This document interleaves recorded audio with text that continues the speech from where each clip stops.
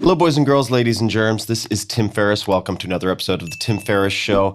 Today we have a repeat guest, and good Lord, did his last episode do well. It did spectacularly well. You guys loved it. So back by popular demand is Morgan Housel. You can find him on Twitter at Morgan Housel, Housel. He is a partner at the Collaborative Fund. His book, The Psychology of Money, which we really dug into in depth last time, has sold more than 3 million copies and has been translated into 53 languages. Didn't even know there were that many languages. I'm kidding, of course. He is a 2-time winner of the Best in Business Award from the Society of American Business Editors and Writers and winner of the New York Times Sidney Award. I might be jealous. In 2022, MarketWatch named him one of the 50 most influential people in markets. Good friend to have. He serves on the board of directors at Markel. Morgan's new book is Same as Ever, subtitle A Guide to What Never Changes. You can find my first, and as I mentioned before, widely popular interview and very tactically dense interview with Morgan at tim.blog/Morgan Housel. And without further ado, morganhousel.com and Morgan himself. Nice to see you again. Nice to see you, Tim. Happy to be back. Thanks for having me. Absolutely. So let's start with a cryptic prompt, and I'll let you run with it, which is Buffett's Snickers. Where should we go with that? So after Psychology of Money, I was really debating what to write next for my next book. I had thrown around all these different topics, and I had some good ideas, but it really hadn't hit me what I wanted to write about. And I was at a retreat with a group of investors about 3 years ago. And one of the investors, he was actually a CEO of a large public company, and he's pretty good friends with Warren Buffett. And he told the story that I had never heard before about Buffett. And it's pretty rare to have a story about Buffett that I've never heard, that no one's, like, everybody knows every Buffett story, but this was a new one. And he said, the CEO said that in 2009, during kind of the peak of the Great Recession, when the economy was in pieces, he was driving around Omaha with Warren Buffett. Buffett was driving, he was a passenger. And the CEO said to Warren, and they're driving past like closed up shops during the Great Recession, like the whole country's in tatters. And the CEO said, Warren, how are we ever going to pull out of this? Like, the country's never going to be the same after this. And Warren said, let's call this guy Jim. That's not his real name. But he said, Jim, do you know what the best-selling candy bar was in 1962? And Jim said, no. And Warren said, Snickers. And Warren said, do you know what the best-selling candy bar is today? And Jim said, no. And Warren said, Snickers. And that was the end of the conversation. He just stopped right there. And that was his answer to, is the country ever going to be the same? And I think if you look at Warren Buffett's success, he has been betting on things that stay the same forever. Mm-hmm. And it really hit me in that moment that this was a book that I wanted to write. Because for my entire career as a writer, I had been cynical is probably the right word, and just astounded at how bad people are at forecasting, not just in finance and the stock market and the economy, but in politics. And it's been like that forever. Like, the most famous expert's ability to predict what's going to happen next is atrocious. And it's always been atrocious. And again, that just made me cynical. It was just like the whole pundit industry is a scam. That was kind of my view. And then it was like, okay, is there a positive spin to this? Like, how can I use knowing how bad we are at forecasting to try to like do better at my ability to look forward in the future? And I think what I settled on is people are so bad at predicting the future because they're always trying to predict what's going to change. They're always trying to predict what's the next new technology, who's going to win the next election, when's the next recession going to come. And our ability to do that is zero. It's virtually zero. But for the people like Buffett who focus on what's not going to change, their ability to understand the future is actually pretty good. And so they're focusing on parts of human behavior that have never changed, that were true 500 years ago, that will be true 500 years from now. And so I have no idea when the next recession is going to come, but I know exactly how people are going to respond to greed and fear, because that's never changed. There's a great quote from Naval where he says, if your life played out 1,000 times, 1,000 different iterations of your life, what would be true in 999 of them? And those are the things that you want to focus on in life, because those are not things that are guided by luck or chance or, just the quirky ways of the world. I love that framing. And it also occurred to me that a lot of what I had been writing about for the previous 15 years were things that never change. I think in many ways, Psychology of Money is the psychology of you, the individual. It's like what's going through your head. And Same as Ever is the psychology of us as a collective. It's just like, what do we keep doing as a society, as a group, over and over and over again? One other thing that really struck me here that was kind of influential to this book for me was One of my favorite books is a book called The Great Depression, A Diary. Mm-hmm. It's written by a lawyer named Benjamin Roth, who during the Great Depression kept a very detailed diary about what he saw all over his town in Ohio that his son published. And it's the best economics book ever written. And during that diary, there's one diary entry from, I think, 1932, where he says, what I see around the Great Depression in 1932, it reminds me exactly of what happened in 1920 and in 1878 and in 1865. And he's like, it's the same forces happening over and over and over again. And I thought, oh, that's really interesting. And then a couple pages later, it dawned on me that what he was writing in 1932 is exactly what happened in 2008. The way that people were dealing with uncertainty and greed and fear, it never changes. It's the same movie over and over and over again. And so if you focus on those things that never change, I think it's our only ability to really understand the future, your future, society's future, the economy's future. But it's just not as exciting as focusing on what is going to change. Like all of the attention in the media focuses on what's the next big technology, what is going to change. Hence and so the premise the of news. this book is just like, exactly. It's because that's exciting and it's fun. So the premise of this book is like, let's stop doing that. Let's focus on what we know with certainty is going to be a part of your future. And that's the best that we can do to see the future. I've been excited to have this conversation for a couple of reasons, and I'll sort of edge into those by way of maybe a few anecdotes. So one, I'm not going to get the attribution right, and I'm not going to get the phrasing totally on point, but there was an announcement, I think it might have been Donald Knuth, Knuth, but there's a blog post that I wrote some time ago, which was looking for decisions that remove 1,000 decisions.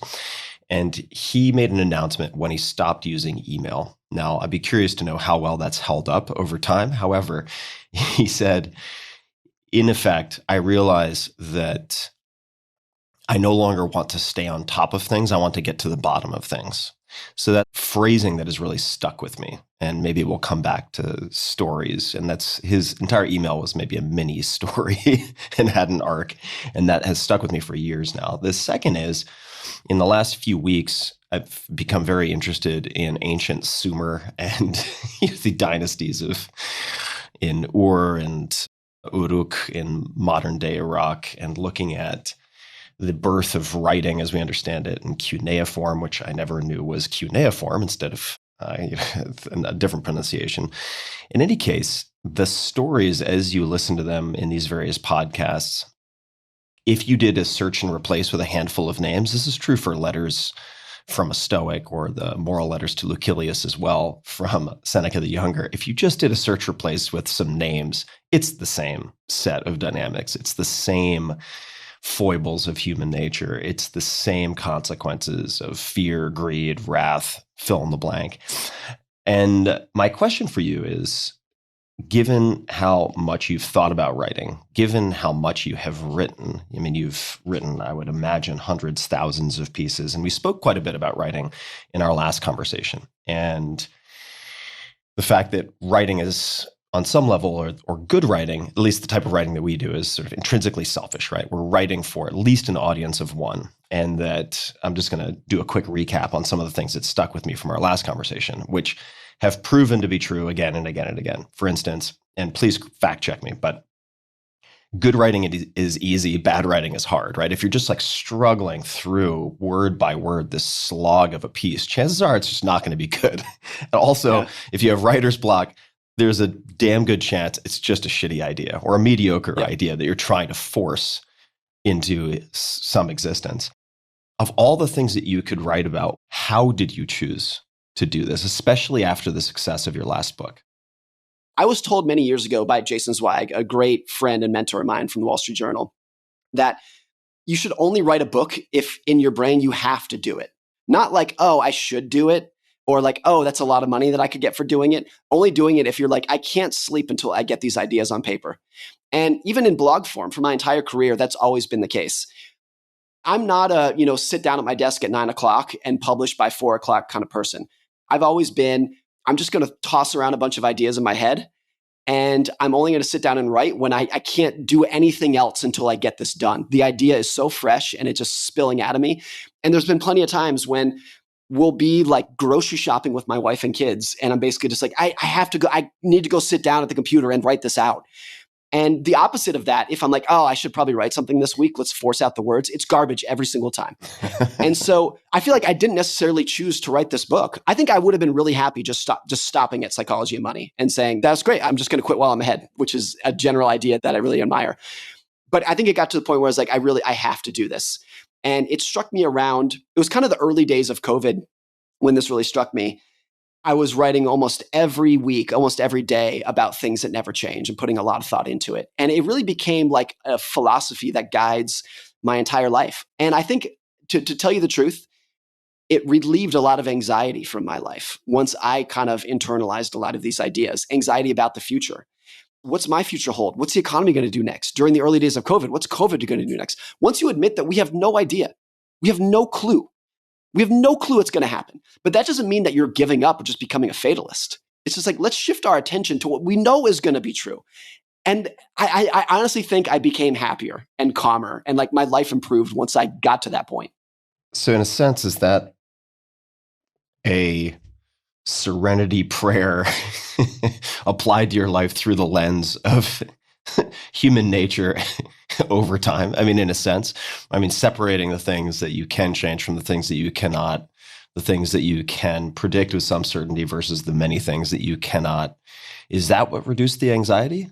I think so. And of course, this is not an idea I came up with. That's kind of the core of Stoicism. It's been around for 2,000 years. It's like, what can you control and what can you not? Just you really need to be able to figure out how to separate those. So I'm not claiming at all that I came up with these ideas. But once it became Wait a second, you created Buddhism and Stoicism? Exactly. Good for you. In 2020. It was amazing. It was a very productive year. But once I kind of crystallized them and I could contextualize that in a way that made a lot of sense to me, I honestly think it improved my life in a pretty profound way. So we're going to come back to that. We're going to come back to it quickly. But since I am getting back into writing, and I've been experimenting with fiction largely, but I'd like to actually write some nonfiction blog posts in the old style. Back when there were blog rolls, I want to really rewind the clock and go retro with some of my writing. Because I do have some ideas that are so persistent that I feel like it would be beneficial for me to write in order to think about them more clearly. And what we didn't cover in our last conversation was how you draft your first drafts or your rough drafts. Because you have these ideas, you're at the grocery store, you're out on a walk, you're in the shower, whatever it might be. What does it look like when you put first words on paper or screen? Because that is where I often procrastinate, facing the empty screen, the blinking cursor.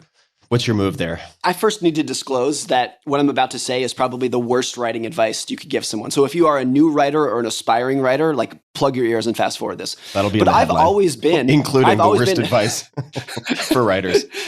I've always been like this, and I don't think it's a good strategy, but it's been my strategy. I'm kind of a first draft and publish writer. I think the best way to write is to write a shitty first draft, get it done, and then go back and edit and clean up and rewrite and whatnot.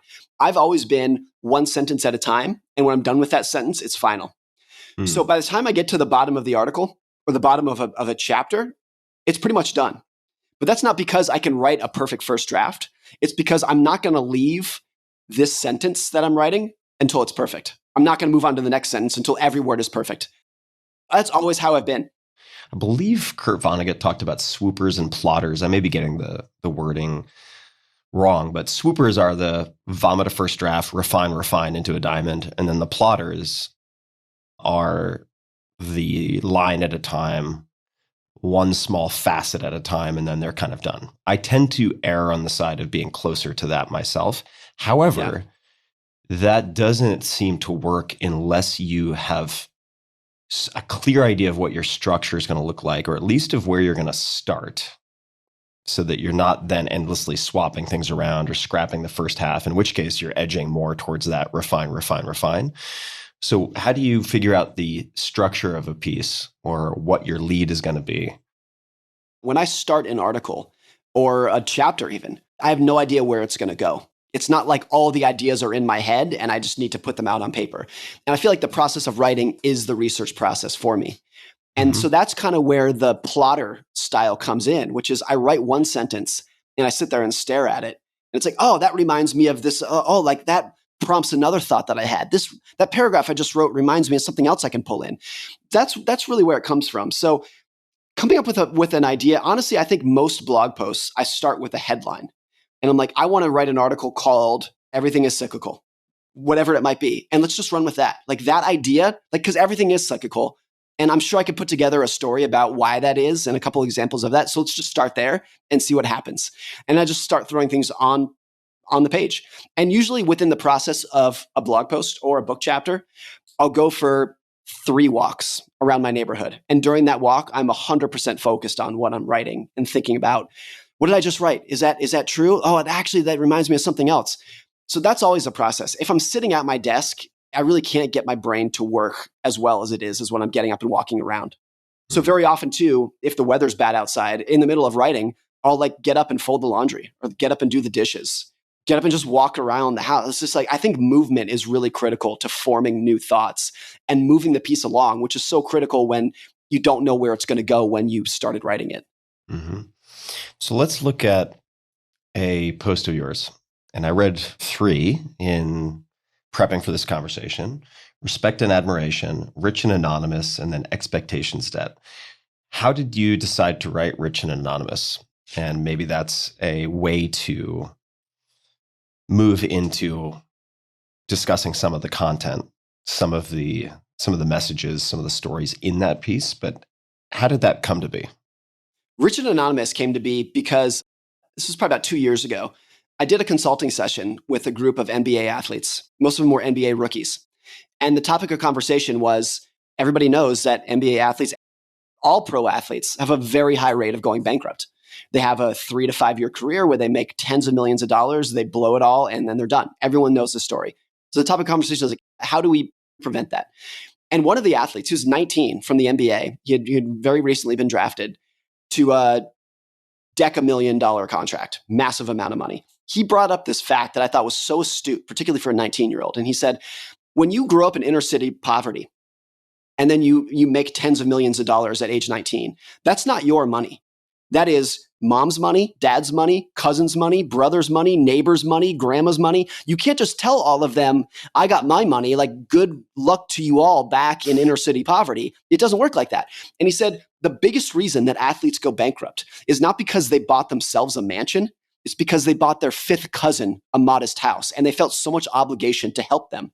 So that was this idea that I don't know if I came up with it, but I called it social debt. And I think with every dollar that you earn comes some amount of social debt. And for somebody like an athlete or a movie star, there's a ton of for every dollar that they earn, there's probably $4 of social debt that comes on top of it. And it's very easy to track your net worth. It's incredibly difficult to track your social debt. It's this obscure figure, but it's always there. And even if we're not talking about deck $1 million athletes, I think for the average person who gets a raise, their salary goes from $50,000 to $55,000. With that even comes an increase in expectations of now they expect to live in a bigger apartment, to wear nicer clothes, to eat out more. And just their expectation increase that comes with that is a form of social debt that came with it. And so that is this idea. I'm pretty sure that Naval came up with this phrasing too, that the best spot you want to be in life is rich and anonymous. The worst is poor and famous, which was maybe like Monica Lewinsky or something, like very famous and no money. That's the worst position you can be in. Rich and anonymous is the best. I spent some time with a family 2 or 3 years ago. The family is worth $8 billion. And if you Google their name, nothing comes up. They are completely anonymous. They're not on any Forbes list. They've not done any interviews. They donate their money anonymously. And that's all very intentional. And so this family is worth $8 billion and they have virtually no social debt. Like they can just walk down the street. They can go to any cheap restaurant. Nobody knows who they are. And they've been very cognizant of doing that. And when I see how happy they are and how well balanced they are, how well balanced their children were, it was like, that's the spot that everyone wants to be in. So even if you're not worth $8 billion like that, realizing that every dollar of net worth that you gain comes with probably at least a couple pennies of social debt, I think is a really important thing to think about and contemplate. So let me ask you more about this family. All right, 8 billion, that's non-trivial. So you would think that this family would be on many radars, many lists, whether they want to appear there or not. And I think it's probably sector dependent. I don't want you to share anything you don't want to share, but there may be some sectors, there are more sectors that are prone to being publicly exposed or of public interest than others, right? If you're a defense contractor, maybe the people who read People magazine are not as interested as if you are a movie star or fill in the blank, right? But what are some of the decisions outside of anonymous donations that you think were critical for them or might have been part of this plan? And then I have some other questions related to their kids and the happiness of their kids, because last time we spoke about, I'm blanking on the name of the book, but I think it was the Vanderbilt fortune, and how almost uniformly miserable everyone was downstream of the inflation adjusted, whatever crazy number it was, $400 billion or something like that. So coming back to the question that I led with, what were some of the decisions or types of decisions they made that contributed to that outcome? What's so interesting about this family, and of course, I'm not going to give any details to disclose who they were, but they made their money in a very ethical way. It's not like they're trying to hide the fact of how they made their money. And what's also interesting is that if I told you the name of the company, you would know it. It's not this hidden, obscure business. You would know what it is. But they've been very intentional about doing everything anonymously, not being part of any fundraiser gala, not living. Actually, they live a fairly good life. I would hope so. But it was all based around this idea of how do we not ruin our children? I think that was really it. How do we raise children who are well-balanced and understand the world and are not treated differently than anyone else? Back to the Vanderbilt, which is such a crazy story. There is this anecdote in one of the books where one of the Vanderbilt grandchildren wants to learn how to play soccer. So they gather up all the servants in the mansion that they live in, and they're like, go play soccer with our kid. And they're watching it. And the servants who are adults, I have to imagine where this is going. The servants are all just getting their ass kicked by this 8-year-old. They let every goal go through. No one is going to try to take the ball from them. I knew it. Yeah. And of course, the 8-year-old is like, I'm so good at soccer. So as soon as people know who you are and what your last name is, how much they treat you differently. And that's not good. That is a terrible thing. Laugh at all your dumb jokes. Exactly. Endorse all your dumb ideas. I don't think I've ever talked about this before, but I've told my wife this. In my tenure at the Collaborative Fund, there was a period early on when I was doing deals and I was meeting with entrepreneurs who were trying to raise money from the Collaborative Fund. And it was astounding that when I was talking to an entrepreneur who wanted to raise money, every joke that I said was so funny. Every insight that I had was so wise. When people want something from you, they treat you differently, and it's not good. So this, back to the family that I did some work with, they wanted to move mountains to avoid that. Mm-hmm. They wanted their children to be treated normally. And I have so much respect and admiration for that.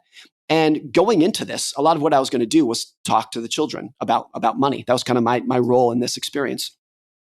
And if I'm honest, going into it, I expected them all to be spoiled little brats. And they were the opposite. They were the most well-balanced, polite, well-mannered kids. And what they had that I thought was so great is a sense of like anxiety about who they are in the world. And that's really rare for a child who grows up with that kind of means. Most of them are just kind of, it's in their identity that I'm special, I'm the best, I'm the richest, I'm the smartest. Tends to be their identity. And these were completely normal. If you didn't know their net worth and you met them, you would think that they were the children of like plumbers and accountants. If I could pause for 1 second, and I want to get into some specifics, maybe what you took away from that, or some of the things that they did, if you're able to share, to produce that outcome. Now, maybe just out of the box, this family is programmed a little differently. So we're looking at maybe, I don't want to say a reversed causality, but we might be looking at something that existed out of the box, so to speak, psychologically. However, there are probably some levers that people can pull. And this doesn't just apply to families with $8 billion. For instance, I grew up without very much money. And in my neighborhood on Long Island, the family that made $75K versus the families that made $40K had a similar psychological dynamic, right? The kids had better toys. They had bigger TV. And that came with it, unchecked, a certain arrogance, even though they were by no stretch close to a family with $8 billion. The sort of positional economics of it were something similar. And As I think more about kids myself, I think about this a lot because you don't need to be in the stratosphere economically for this to be a relevant topic, right? To think about. And if you're born in the US with your native language as English in a reasonably safe place, like you've already won a lot of lotteries, right? So from a global perspective, you can also subconsciously develop some pretty kind of perverse orientations toward the world.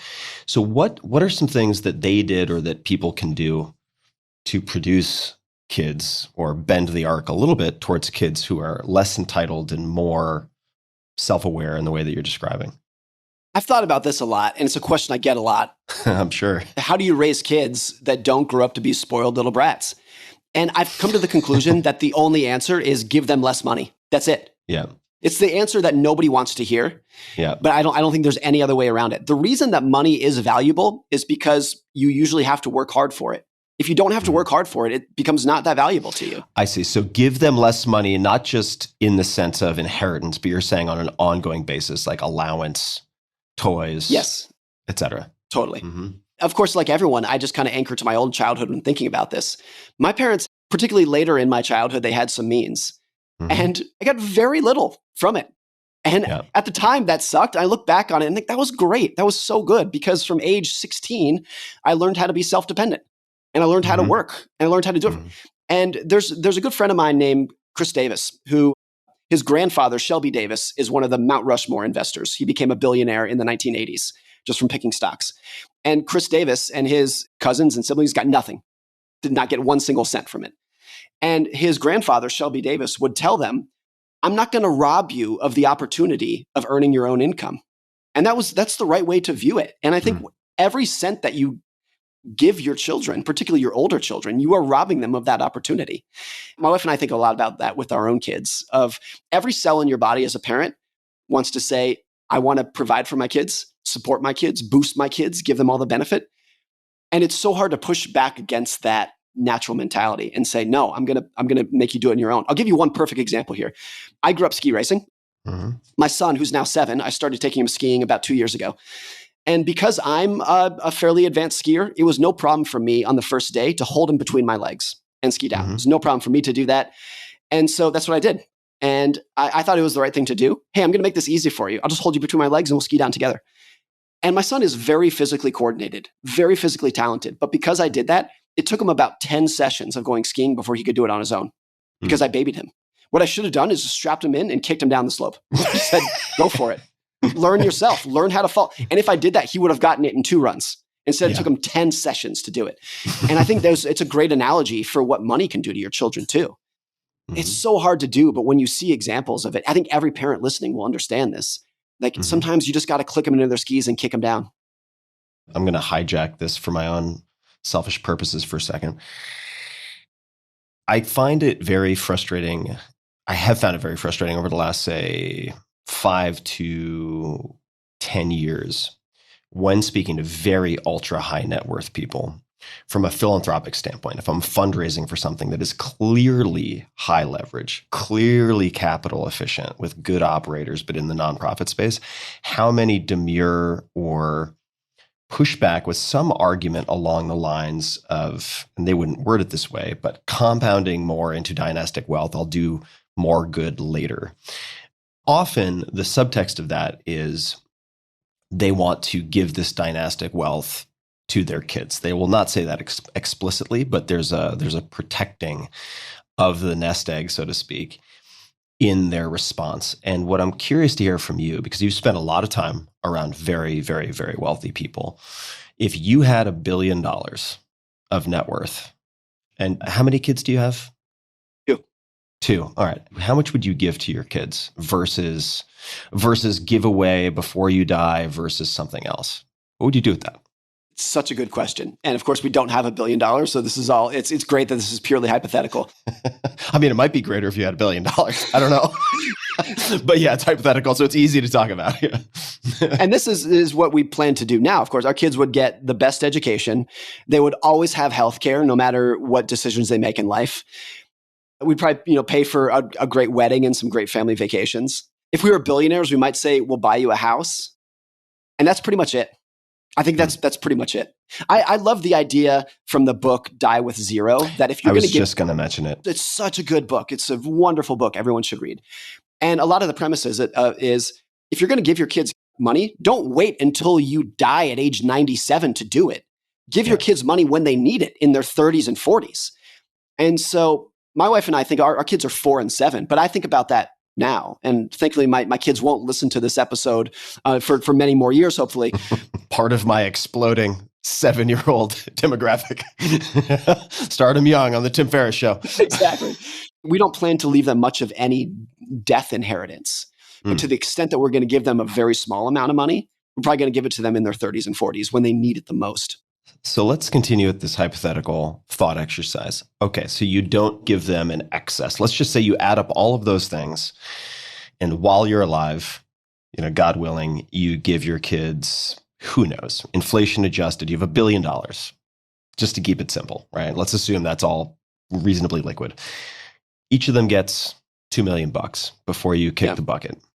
People have not figured out, vampire transfusions with 20-year-olds from Lithuania or whatever all the tech billionaires are trying these days, whatever the latest and greatest is, hasn't really panned out, right? So you arc and then you come to a natural end. That still leaves a lot left over. Would you, again, as a thought exercise, would you donate most of that over the course of your lifespan? What would be the plan for the leftover $998 million? I'm really ashamed of this. This is not a good thing, but it's only been in the last 2 years that my wife and I have really thought about giving money away. And we just started doing it in a very modest amount. And for people who have done it, I think you'll agree with this. It's actually a lot harder than you'd think. It's actually very, very difficult to give it away in a way that you feel like is making a big difference and you feel great about and is going to the right causes. It should be easier than it is, and it's not. It's actually very difficult.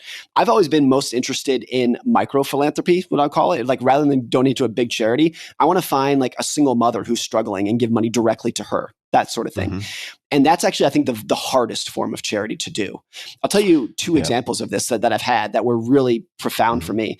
One was I was in New York City and I walked past, I think it was a CVS, and there was a mother and a child who looked like my son, and who were saying, can we please have some money for food? And because the child looked like my son, it was like, I have to stop. So I went to the mother and I said, grab a shopping cart and fill it up and you can get anything you want, which by the way, my mother did. I saw my mother do this to someone when I was a child, say, grab a shopping cart and fill it up, no limits. So we did this. She went into CVS. I kind of followed them around and I said, no, just fill the cart up. And when they were done with it, I paid and they just walked out. Not a thank you, not a look in the eye, nothing. Let me make clear, I was not doing this because I wanted the attention or because I wanted the thank you, but I wanted some indication that I made a difference. I wanted some information that it helped, and I didn't get it. And that's what made it really hard. And in my heart, I'm like, I know this made a difference. I know that kid can eat, and that's why I did it. But in anything you do in life, you want feedback that what you're doing is working. And in a lot of these situations, you don't get it. And of course, people who are begging for food for their child probably don't have the emotional capacity to say thank you. It's not what's going through their head. I completely understand it. But that's what makes it so difficult. And I've had that similar situation happen many times to do it. So when I think about if giving away $200 is very difficult, how do you give away $998 million? Or if you're Bill Gates and Warren Buffett, how do you give away $200 billion? Very, very difficult to do. Extremely difficult to do. I mean, I think the best analogy for this is really what the federal government is a giant charity program, with the exception of like defense and whatnot. That's kind of what it is. And it's not very well run. Like most people don't like how it's run because it's so difficult to do and make everybody happy. Yeah. Yeah, totally. I mean, if your options are, somebody put it to me, because I've been asking a lot of people this question because to emphasize again, this might seem like rarefied air and people are like, come on, why are we talking about $1 billion? Number one, because it's sort of a large, absurd amount of money and unwieldy for the reasons that you just described. Although I think a lot of people who are in that upper echelon let perfect be the enemy of good, right? They want to like do more homework and do more diligence, and they could do a lot of good sooner on compounding problems. But they put it off because they're hoping for perfect information that will let them pick like the winning stocks of all the nonprofits, which I think is very challenging to do and often just a means of postponing things. But they said, look, your options are taxes to the US government, your kids, or charity. Yes. Yeah. Which would you prefer? And like you said, I mean, look, I pay taxes like everybody else, but it's not always the best run. So would you prefer it to go there? Would you prefer it to go to a nonprofit or a set of nonprofits if you're choosing? But let's zoom out because I want this to apply obviously to more people. Mentioned the Stoics a little bit earlier. Seneca the Younger, who's a very controversial figure for a lot of good reasons, but he's a hell of a quote machine. He's like the Arnold Schwarzenegger one-liner of the Stoics. But he said, people talk of having riches when often riches have them, much like a fever, right? And this is paraphrasing, but of course we're all paraphrasing. It's translated. It wasn't published in English. But how would you suggest people think about money or income and happiness? This has come up on the podcast quite a lot, but this is something that comes up in human history even more often. What are some patterns or takeaways or lessons learned from your observation and study of these things? One thing that I think is really true, and it's coming out a lot more in the data, is that if you are already happy, gaining more money will probably make you happier. But if you're already kind of depressed, gaining more money is probably not going to help that much. There's a really interesting documentary about J. Paul Getty, who used to be the richest man in the world. And I think that the interview is taking place in the 1960s or 1970s in his castle in England. And it is a bona fide castle, like straight out of a fiction book. And he's sitting there in this like 700-foot long dining room surrounded by gold and diamonds, like the most ostentatious thing you can see. And the interviewer says, "Who are you envious of?" And the interviewer says, like, obviously everyone's envious of you. Who are you envious of? And the guy, he's so morose, he's so glum. And he just kind of looks down and he says, "People who are happier than me." And it was like, that's the case. Money didn't help him because he was already depressed. And in that situation, it's not going to do much. But I think if you are the kind of person who already has a chipper disposition, you're already happy, then gaining more money will probably improve your life. That I think is kind of an unfortunate irony of just like, because so many people who are depressed will think to themselves, if only I had money, it would fix everything. And it's probably not the case. There's a really great quote in Will Smith's biography where he says, when Will Smith was poor and depressed, he could say to himself, if only I had more money, everything would be better. And then when he was rich and depressed, he didn't have that hope anymore. Like money actually subtracted the hope from his life because he realized there's nothing else to strive for. And so I think that's the case. If you're already depressed, that's who you're going to be when you're rich. And this is just highlighting something that a million people have said and everyone already knows, is that money just accentuates who you are. If you're a jerk, it's going to make you more of a jerk. If you're happy, it's probably going to make you happier. It's like power or alcohol or many drugs. It's an amplifier. Exactly. One of the things that's really interesting to me, the new biography of Elon Musk, Walter Isaacson is interviewing Musk's first wife, whose name is Justine. And she met Elon in college before he was any successful. He was just an immigrant from South Africa. He didn't have any money, no success. That's when she met him. And she talks about how much money and fame changed him. It just completely altered his personality. The other thing that I've always found interesting is that if you go back and look at an interview of Donald Trump in the early 1980s, there are several of them you can find on YouTube, when he was known but not famous, and he was probably wealthy but not rich, you would not recognize him. Utterly different person. Very calm, very measured, very reasonable. And even if you are a huge Trump fan, I think you would be stunned at who the person is on camera. So any of us, me, you, anyone, if we became into that level of fame and power and money, it would change us. And there's another quote from J. Paul Getty where he says, nobody would be the same if they could afford to be different. And I think that's a sad quote, but I think there's a lot of truth to that. He says, nobody would be the same if they could afford to be different. What do you think he meant by that? I think he was probably mentioning in the sense of, does money make you happier? Does money change who you are? And I think all of us want to imagine that if you and I stumbled across $1 billion tomorrow, we would be the same people. We would have the same friends, the same interests, the same hobbies, the same disposition, the same personality. And I think there's enough examples of this where the answer is we would not. Yeah. There are probably some exceptions that we could think of, but I think every single person who comes into that kind of money is a different person, becomes a different person. I wonder if they become a different person or if it's similar to the quote. I wish I could recall the attribution, but adversity doesn't build character, it reveals it. I wonder if it's kind of like watching someone with money interact with a waiter or a waitress who's having a tough first day or a busy section. when people don't need to be nice anymore, how do they behave? Yes, I think that's exactly it. Whereas when you're still in building mode, on some level, especially if you're socially aware, you're playing, I shouldn't say all people, most people are going to play the game consciously or subconsciously, be on better behavior. But when you really have fuck you money, right? How often do you actually say fuck you, right? I think that's maybe a measure of what was a kernel of the personality or the hidden personality, the better hidden personality beforehand. Also, I don't want to end on basically, if you think your life sucks now, doesn't matter what money you make, you're probably going to still think your life sucks because it's pretty, now, even if it's true, it's sort of a sour note to end this chapter of the conversation on. So I want to explore it a little bit further. But what were you going to say? Well, I was going to say, I was in Omaha, Nebraska last week, obviously Warren Buffett's hometown. And I was driving along the freeway and there's a giant building, one of the tallest buildings in town, that on top of the building in enormous, probably 50-foot letters says Buffett Cancer Research Center. So he's funded it. He's bought it. Warren drives past that building every day and sees that. And there's no way that seeing your name on something like that, there's no way that he's the same Warren Buffett who drove past that building when he was 13. Yeah. It's going to completely change just your view of who you are in the world. To your point about, let's not leave this on a sad note, because you're right. I do think money can be used to give yourself a better life. Mm-hmm. What the distinction we need to make is the distinction between happiness and contentment. Does money buy happiness? I think that answer is pretty firmly no. Can money buy contentment? I think that's a pretty firm yes.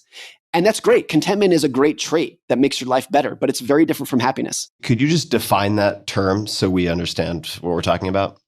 I would say happiness is you wake up grinning ear to ear. Happiness is you're out at a bar with your friends. Happiness is you hear the funniest joke you've ever heard. And that's what I think people strive for. And they think that money's going to give to them, and it won't.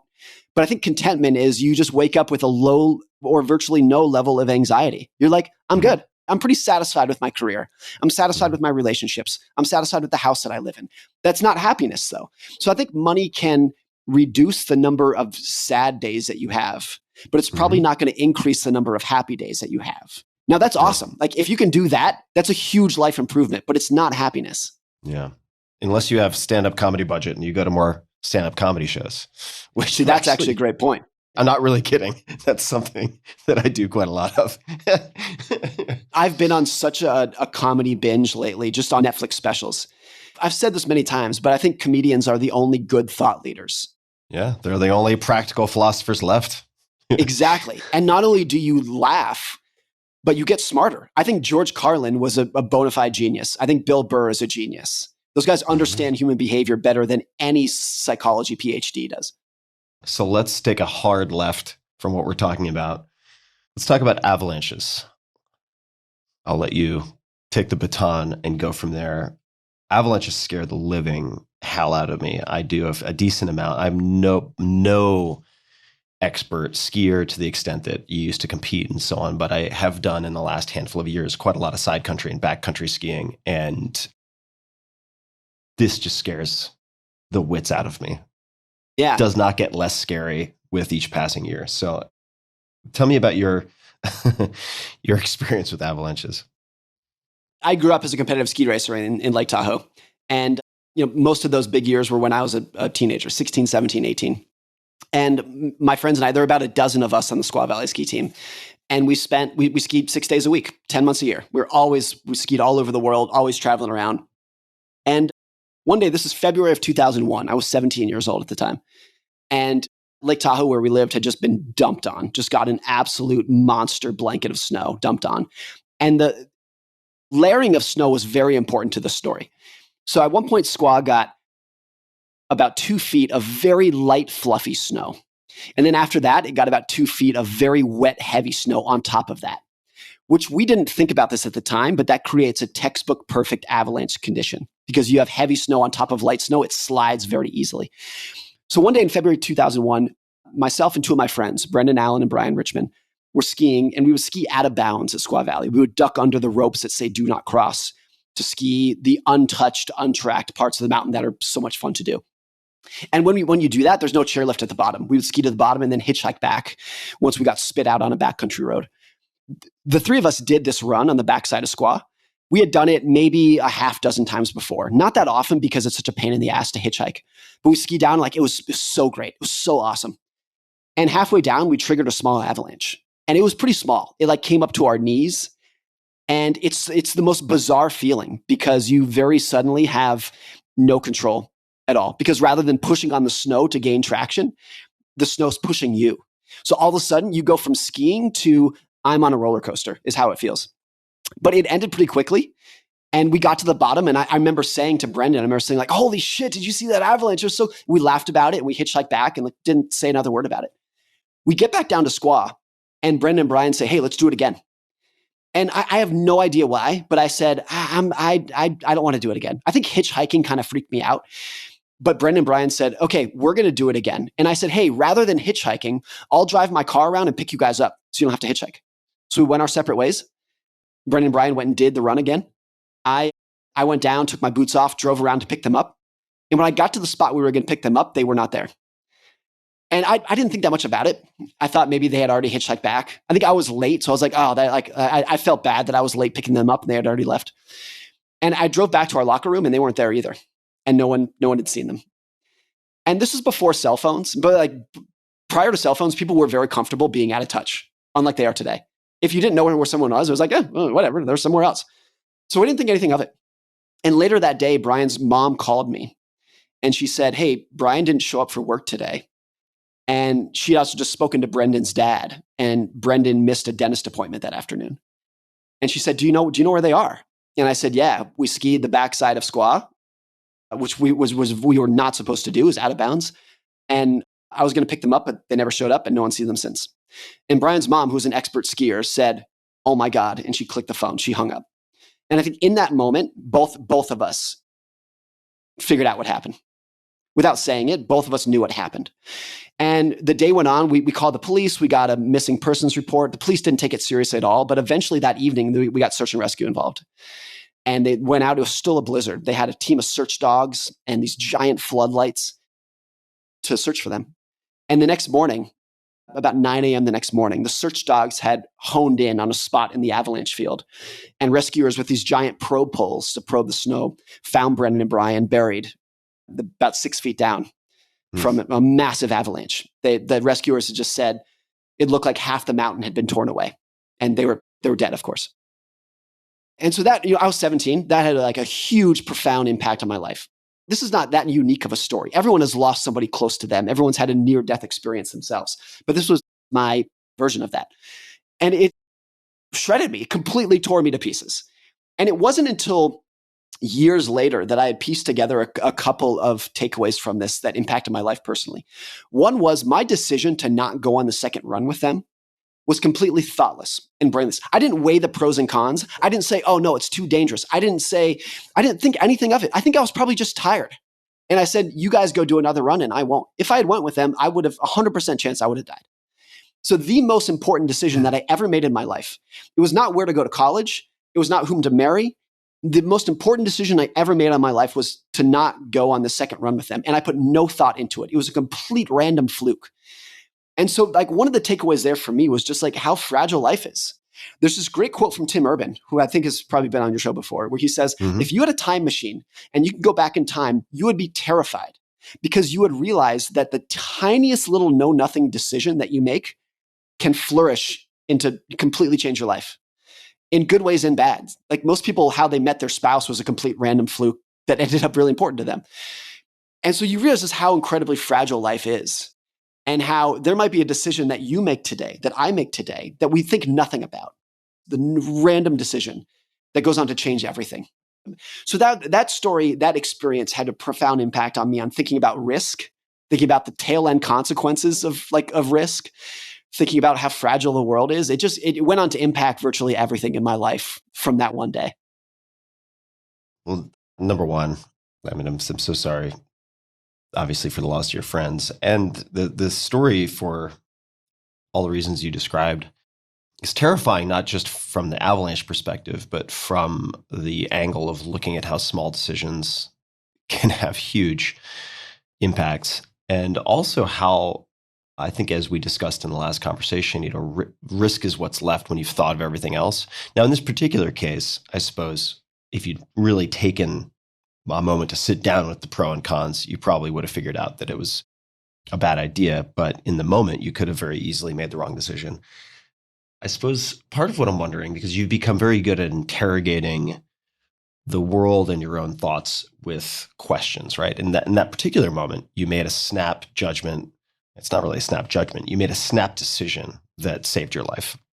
But you have questions that you seem to explore or revisit with some regularity. Some of them we discussed in the last interview, but I'm just gonna read a few. So, what are we ignoring today that will seem shockingly obvious in a year? Which of our current views would change if our incentives were different? And it goes on and on. I mean, there are many others. I mean, there's one that I had not heard before, which is what hassle are you trying to eliminate that's actually an unavoidable cost of success? That's pretty interesting to me. Who has the right answers, but we ignore because they're not articulate? What looks unsustainable that is actually a new trend we haven't accepted yet? So my macro question about these questions is how you arrived at these questions, whether it was coming up with them or borrowing them or adapting them. And which of these might be worth exploring as our next chapter in this conversation?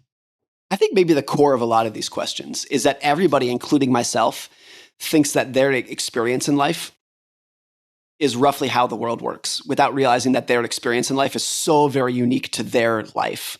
And so you and I are white American males. And I think it's common for us naturally to think that the experiences that you and I have had and how people treat us is how everyone else is treated. Of course, that's not true. Yeah. And so I think when you accept that the world that I've experienced is so different from the world that you've experienced and other people, then I think you just start asking these questions about like what else is out there that I haven't seen, that I'm oblivious to. And the fact is that I and you and everyone is oblivious to 99.99% of the world, completely oblivious to how it works because we're centered on what we've experienced.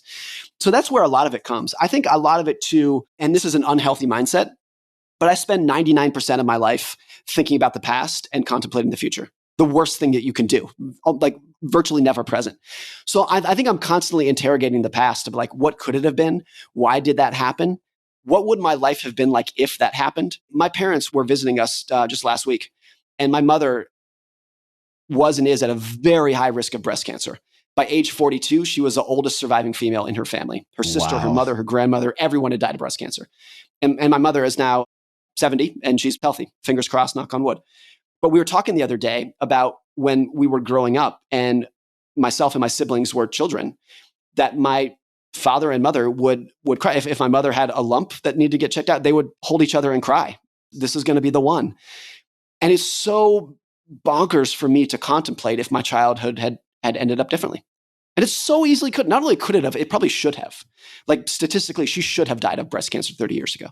And the fact that it didn't. So I actually spent, this is probably unhealthy, but I spent a lot of my time contemplating what would life have been like if my mother died when I was 10 years old. I actually, I'll take that back. I think that is a pretty healthy thing to think about, to imagine a life that's different than it could have been. Because I think it prepares you for a more variant future than you're expecting. And the truth is that nothing would have been the same. I would have gone to different schools. I would have had different friends. I would have had a different mindset. I would have had a different career if that had happened. And you can say that for a billion different things in life. And then you realize that the path that got you to where you are today was completely unforeseeable and completely random and in many ways outside of your control. Everyone, I think, particularly successful people, want to think that their success was entirely, if not overwhelmingly, due to the decisions that they made. And I think in virtually any condition, in any example, that's not the case. It's also a very fragile framework, right? Because you're then either excellent or terrible, depending on the outcome. And you're not, in both cases, you're not factoring all of the chance involved, right? So it seems to be a fragile mindset in a sense. It's a vulnerable mindset. There's a German philosopher whose name I'm forgetting, but he has this idea, and this is probably a pretty common idea. I don't know if he came up with this, but he just talked about it, that there are an infinite number of possible worlds, an infinite number of ways the world could have turned out, and we just happen to live in this one. There are just an infinite number of alternative histories that could have gone another way. During the Revolutionary War in the United States, it was the Battle of Long Island, and George Washington and his troops were very close to being wiped out by the British. They basically had them cornered just outside of Brooklyn, and all they had to do was sail up the East River, and it would have all been over. And that was their plan. And George Washington's troops were starving and hungry, and they were whipped. And the night that the British were planning to sail up the river and corner him, the winds changed direction and turned the other way. And they could not sail up the East River. And that gave George Washington and his troops just enough time to get away. David McCullough, who was one of the world's foremost authorities on this topic, was interviewed by Charlie Rose. And Charlie Rose said, if the winds were blowing the other direction that night, would there have been any United States? And David McCullough said, absolutely not. The entire reason this exists is because the winds in Brooklyn changed directions last night. When you hear enough stories like that, you realize it's just like literally nothing is certain about the future. It could all go in any different direction for the tiniest little reason. Not a big reason, but for me, it was not going on a second run. And I thought about it afterwards. I had probably been on something like 3,000 runs with Brendan and Brian over the course of my life, probably something in that neighborhood. And how many times did I say, hey, you guys do another, I'm going to skip? Probably never. I think it was probably the first time I had done something like that. And so when you hear a story about the winds changing direction, or for me, it just makes you so incapable of having any kind of confidence that we know what the future is going to bring for any of us.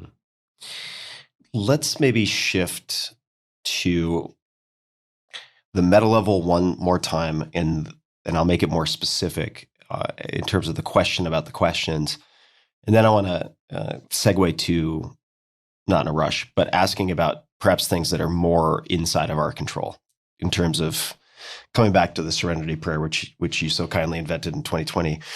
Although I guess the be here now you did not. that was from the canon in terms of the past and the future. In any case, still working on that one. Yeah. So these questions, like what are we ignoring today that will seem shockingly obvious in a year? Were these questions that you generated or used mostly in thinking about investing? Are these prompts that you came up with for writing or something else? Where did these questions come from? Let me start with that specific question about what's going to be shockingly obvious in the year. I remember, I forget who it was, but it was during the dark days of COVID, March or April 2020. And somebody tweeted, I forget who it was, but they said, in 1 year, we're either going to be in the second Great Depression, and it's going to be so obvious that that was where we were heading, or we're going to be in a giant boom, and it's going to be so obvious that that's where we were heading. Either of those outcomes would be so obvious. And the truth is, 1 year later, by most measures, we were in a giant boom, stock market boom, like things were exploding in 2021, the meme stock bubble. And for a lot of people, it was so obvious. The Fed printed all this money. We did $6 trillion. Anyone could have seen this coming. But the truth is that if we were in the second Great Depression, it would have been just as obvious. Most of these questions that I posed in the end of the chapter there are questions that I think are impossible to answer. So what is going to be shockingly obvious today, 1 year from now in 2024? I think it's impossible to answer, but it's going to be shockingly obvious. And maybe the answer will be who is going to win or who's going to lose the presidency. And when it's going to happen, it's going to be so obvious. A lot of people did this with Trump in 2016. When he won, they said, yeah, I saw this coming. Maybe. Or if he had lost huge, that would have been obvious too. So most of these questions I just kind of have in my kind of semi-depressive walks around the neighborhood sometimes, and I'm walking my dog contemplating what the past could have been or what the future is going to hold for me. But I actually kind of enjoy doing these things. I think it's fun to contemplate a world that is so outside of your little comfort bubble of what you've experienced. So let me touch on another one of the questions, which is which of our current views would change if our incentives were different? And I want to tie it to another line that I have in front of me that I want you to elaborate on. And maybe these pair well, maybe they don't, but they seem like they could. And it is the most valuable personal finance asset is not needing to impress anyone. I'll tell you what is so stark to me about the topic of incentives, about how would I be different if my incentives were different? One of the passages that I've read that stuck out to me the most and stopped me dead in my tracks was from this book on World War II, as we were just saying. It's a book called What We Knew.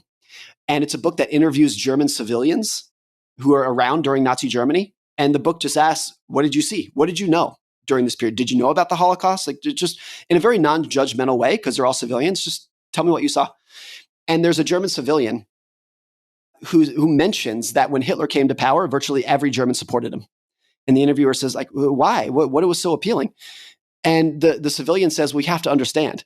In 1920s, in the early 1930s, the German economy was an utter catastrophe, way worse than the Great Depression that we had in the United States. They had hyperinflation, everything fell to pieces. And I'm simplifying this, but Hitler came to power and said, I have a better way. I'm going to give you all jobs. I'm going to make you all wealthy again. We're going to restore German pride and power. And in that situation, when everyone was literally starving and had nothing, this civilian said, if someone comes along and promises you a better way, you accept it. And you say, yes, I'll go with you. And they said everyone was so willing to overlook the obvious downsides of Hitler because he gave them the incentive to be like, hey, do you want a job? Do you want prosperity? I'm the way. And they said, sign me up, I'll do it. There's another example of a documentary in Mexico where El Chapo was, of course, one of the most ruthless, murderous, drug lords of all time. But he's actually very well supported by a lot of local communities in Mexico. And this interviewer had asked these people, why? Why do you support this murderous dictator? And they said, well, you got to understand, we have nothing. We have no money. And Chapo comes to town and he says, I'll build you homes. I'll give you healthcare. I'll give you food. I'll give you jobs. Takes care of all of them. And their incentive, the civilians' incentive, is to say, this guy's great. Love this guy. So I think a lot of society, when you look at why was Hitler supported? Why is Chapo supported? Can at least in part be explained by those people have incentives that you and I don't. And what is scary, but undoubtedly true, is contemplating whether you or I, if we lived in Germany in the 1930s, or if we lived in Mexico in the last 20 years, would have supported those people. Of course we would have. Yes, I think you are fooling yourself if you say, no, I would not have. Yeah. And so I think if you have a cynical view of everyone who lived in Germany was a monster. Of course, a lot of them were, but if you see, they all were monsters. Everyone who supports El Chapo is a monster. I think if your conclusion is that all of them, you are misunderstanding the power of incentives and how you would be different yourself. Yeah, I agree. So let's use that as a segue to maybe the unrelated, maybe the related. The most valuable personal finance asset is not needing to impress anyone. Is that something you can cultivate, or is that also a preset out of the box? I think there are definitely people who are more insecure than others. And I think where a lot of this comes from is that everybody wants respect and admiration from people around them, particularly the people who they want to admire them, their friends, their spouses, their coworkers. And there's a couple of different ways to cultivate that. If you can cultivate respect and admiration through wisdom and intelligence and humor and love and empathy, then you can get all of it from that. If you don't have any of those traits, most people will resort to trying to gain admiration with horsepower and square footage. And they'll just try to show off to other people. I can't gain your respect with humor and wisdom, but look at my car. It's really cool, isn't it? That's a lot of where it comes from. And we were talking about comedians before. Louis C.K., I'm fine saying this because I think he would admit to it. He looks like a fat slob. Nobody cares because he's so funny. He doesn't need to show off his six pack. He doesn't. If he drove a Honda Civic, nobody would care. They admire him because he's funny. And I think there's a lot of insight in that everybody just wants respect and admiration. I know there was a picture of Justin Bieber the other day, and he's wearing a dirty wife beater and ripped sweatpants. Doesn't matter. He's Justin Bieber. He can do it. Does not matter. If you gain your respect and admiration from other ways, you don't need to show it off. And so I think that's a big part of this. And for the huge majority of people, the biggest financial liability that they have, it's not student loans, it's not a mortgage, it's their desire and their need to impress other people. I think that the way that you can cultivate this is realizing that those people are, by and large, not paying attention to you. They're worried about themselves. The people who you think are looking at your car are not. They're thinking about their own car. That's a big part of this. Or the other part of it is, there's probably 7 people in my life who I want to love me. My parents, my wife, my kids, 1 or 2 friends that I would say I really desperately want them to love me. It's really important that they love me. And that's it. The other 7.99999 billion people on the planet, maybe I would like you to like me, but that's about it. So once you realize that, then it's I want 7 people to really respect and admire me. And I'm going to put all my effort into that. And everyone else, I really don't have much care about. I think once you accept that, it's a huge relief off your shoulders. So you mentioned earlier the most important decision of your life being that snap decision to not take the extra run. Very quickly, either just before or just after, you mentioned that you talked about marriage or who you marry. So how would you suggest people think about that? if there is a way to think about it, or is it just a crapshoot, right? It's just like, hey, look, you're in the casino and either you're going to roll lucky sevens or you're not, but best of luck to you. Is there a structured way to think about this, or a particular way, a mode of thinking about this that you could, any suggestions? Asking for a friend.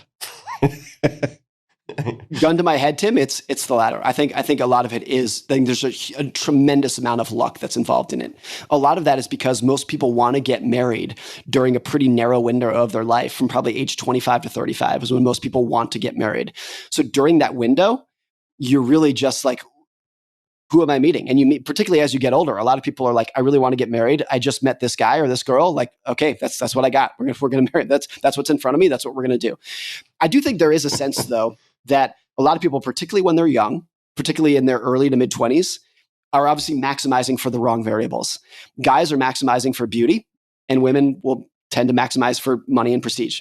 That's a very generalized statement that is not black and white. So if you're offended by that, I'm not talking about you.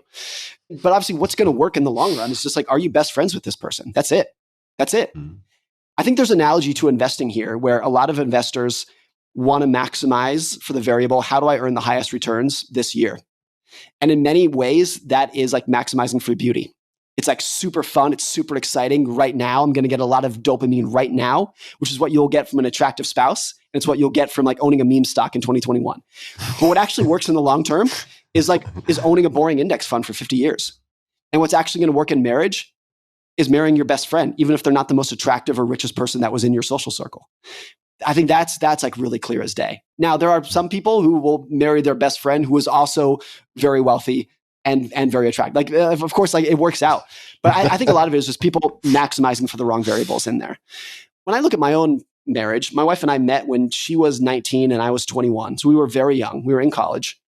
Mm-hmm. And we've been together for 17 or 18 years now. And when I look back at it, I think it was overwhelmingly luck. And I think the biggest element of luck in there is that we grew together. And hey, by the way, I'm going to say we've grown together so far. Fingers crossed that we continue to do so. But if you understand what happens to most relationships, it's much more difficult than you would think. Mm-hmm. But I attribute that a lot to luck. And there were periods in our relationship when I started to go one way and she started to go another, and we came back.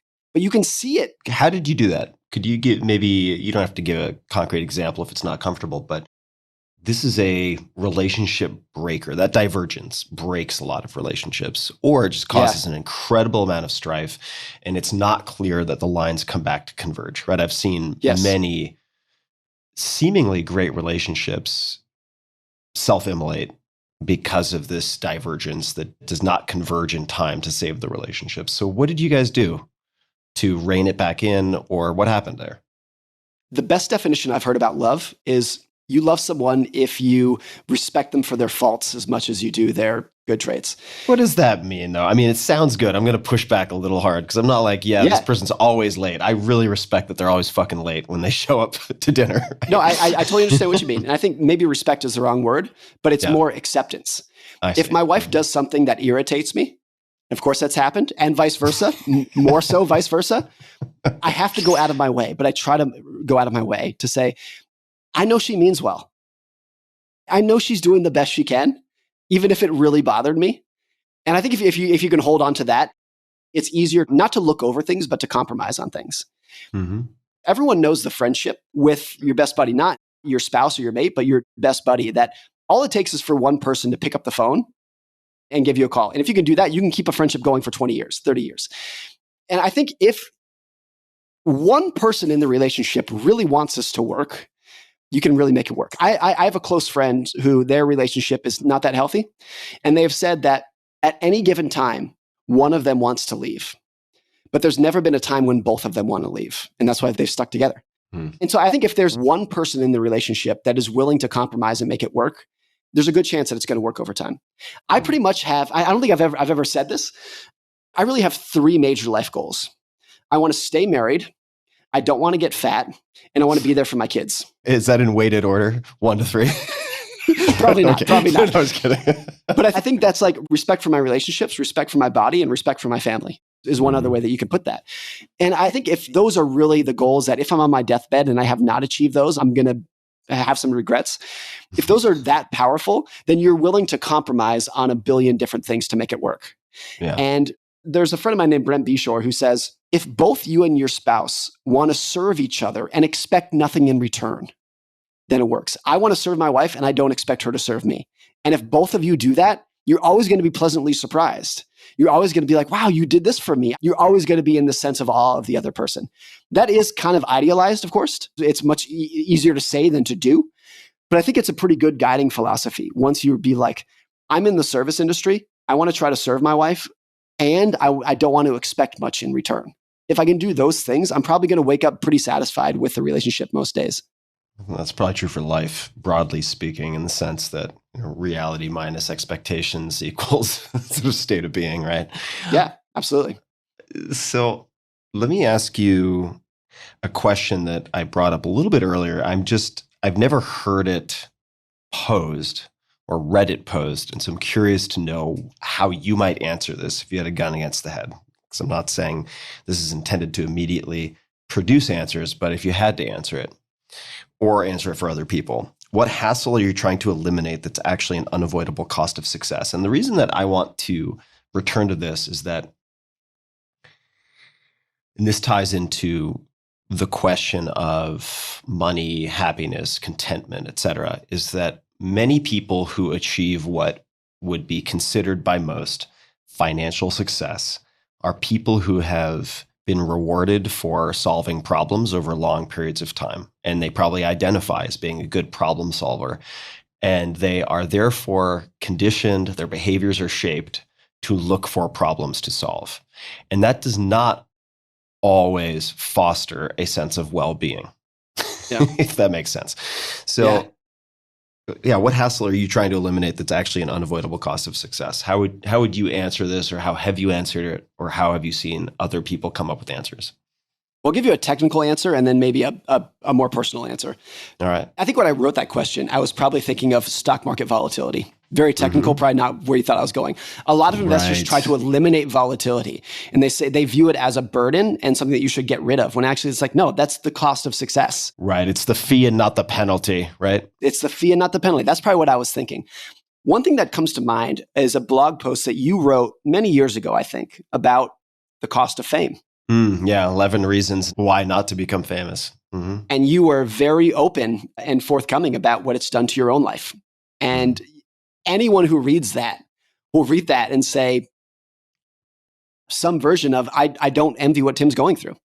And the irony of coming to that conclusion after millions of people will look at the books that you've sold and the money that you've made and the downloads of your podcast would say, I want to be like Tim. And you read that and it's like, I don't know. Maybe, but I don't know.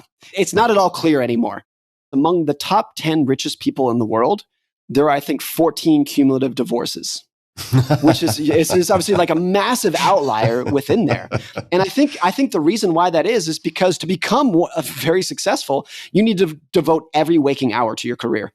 And so your spouse, your children, your friends, bye. Sorry, don't have any time for you. If you read the biography of The Snowball, which I reread recently, it's a biography of Warren Buffett. As someone who's been such a Buffett fanboy my entire life, and a lot of people will fall into that category, you read his biography, and at the end, you're like, to tell you the truth, not the life that I want. Yeah.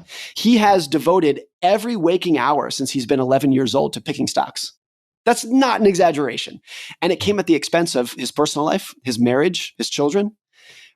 There was an interview with Elon Musk several years ago where they're talking about how hard he works, and he breaks down in tears. And he says, all of this has come at the expense of spending time with my children. And it's like, I don't want that.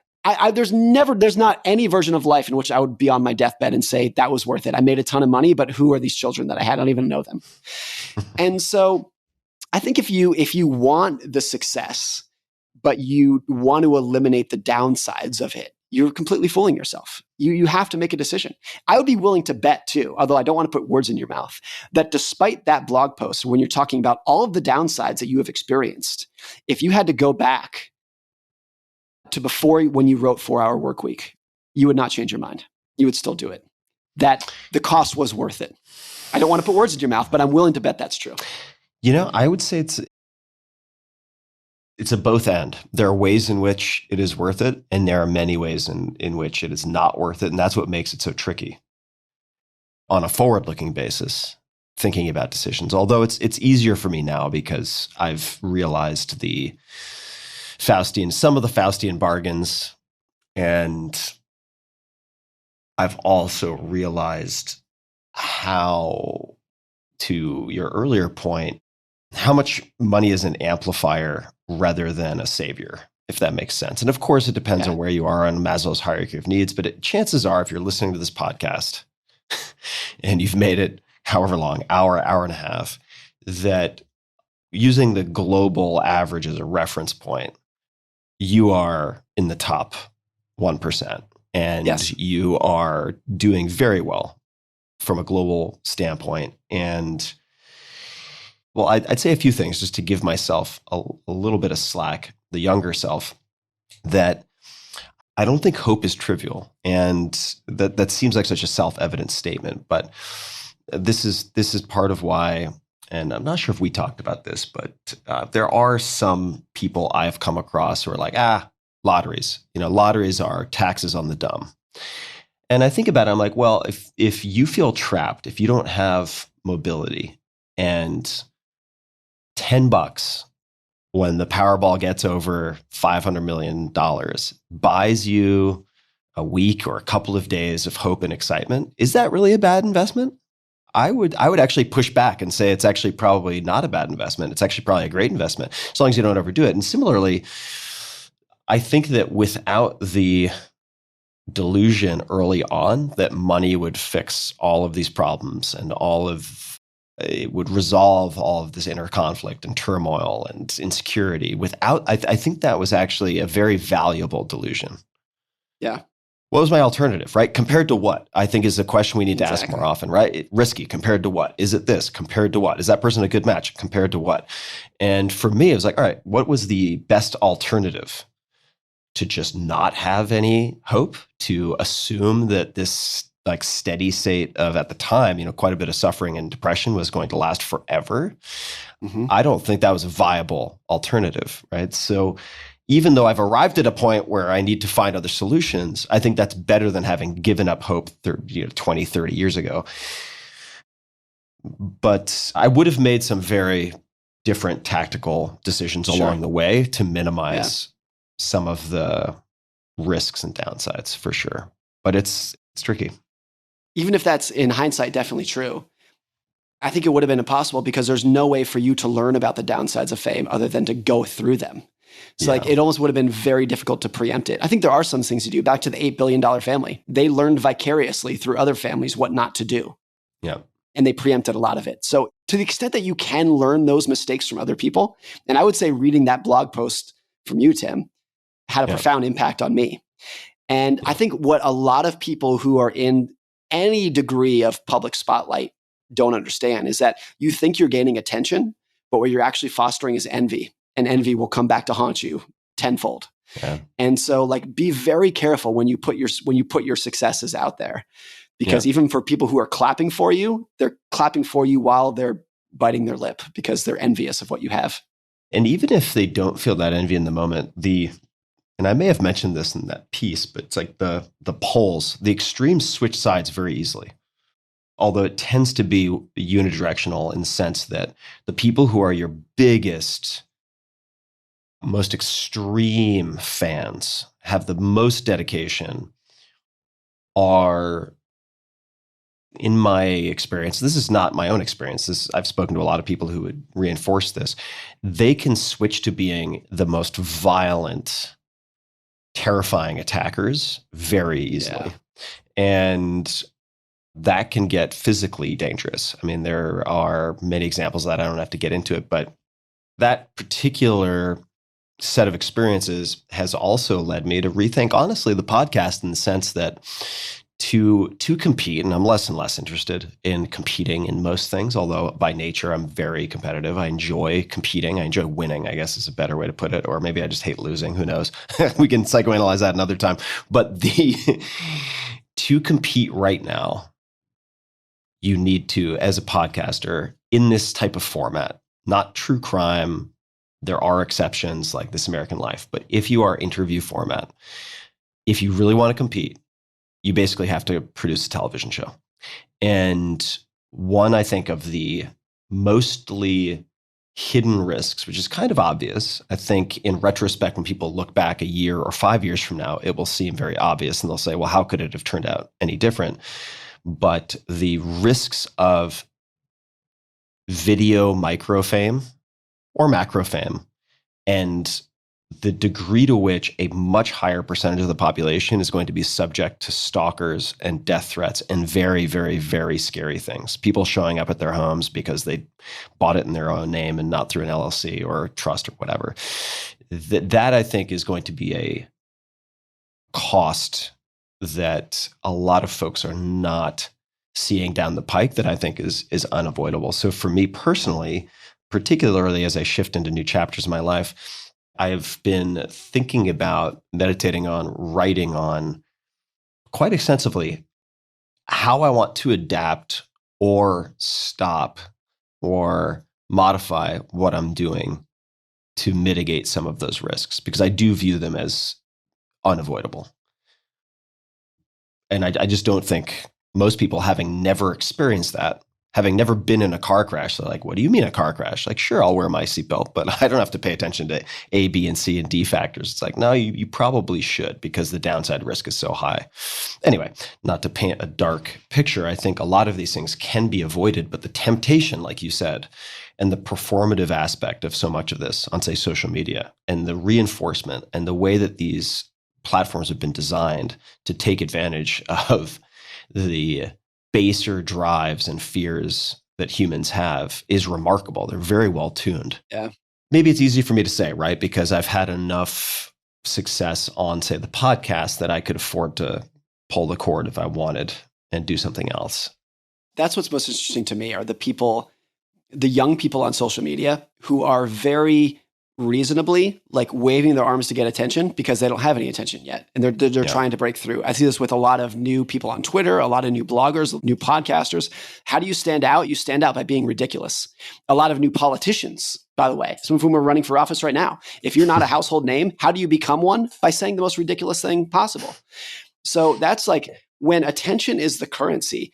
And the only way to become wealthy in that sense is to do something like so far out of the norm and norm breaking. It's a really dangerous world to live in. I see, because, social media came to be when I was in my early 20s. But I see my son, who's 7 and is already interacting with YouTube, not any other social media platforms, but even in YouTube. The influence that it has on him is astounding. And growing up with Mr. Beast, which I think is like reasonably wholesome content for young people to watch. It's not that bad. But even that, I can see what it does to his expectations. And I see what it does to his ambitions. And I see what it does to his willingness to want to put on a prank video or his willingness to want to catch people's attention by doing something absurd. It's like that is a pretty unhealthy mindset to learn from a young age. And I think every child is learning it today. It's just what's being shoved down their throats in social media. Yeah. And also it's like on the spectrum of things, as a male or a female, what you're trying to do to get attention, how close is it to, say, a modeling career, and how close is it to, say, being a professor, which are very different things.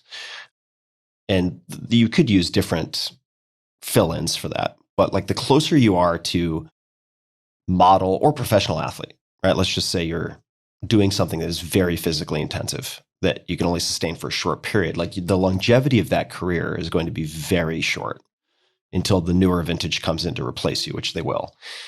Yes. So also thinking about like what the nature of the attention is and what's involved and what the longevity is, which frankly, even when I was in my early 20s, I probably wouldn't have been terribly receptive to hearing.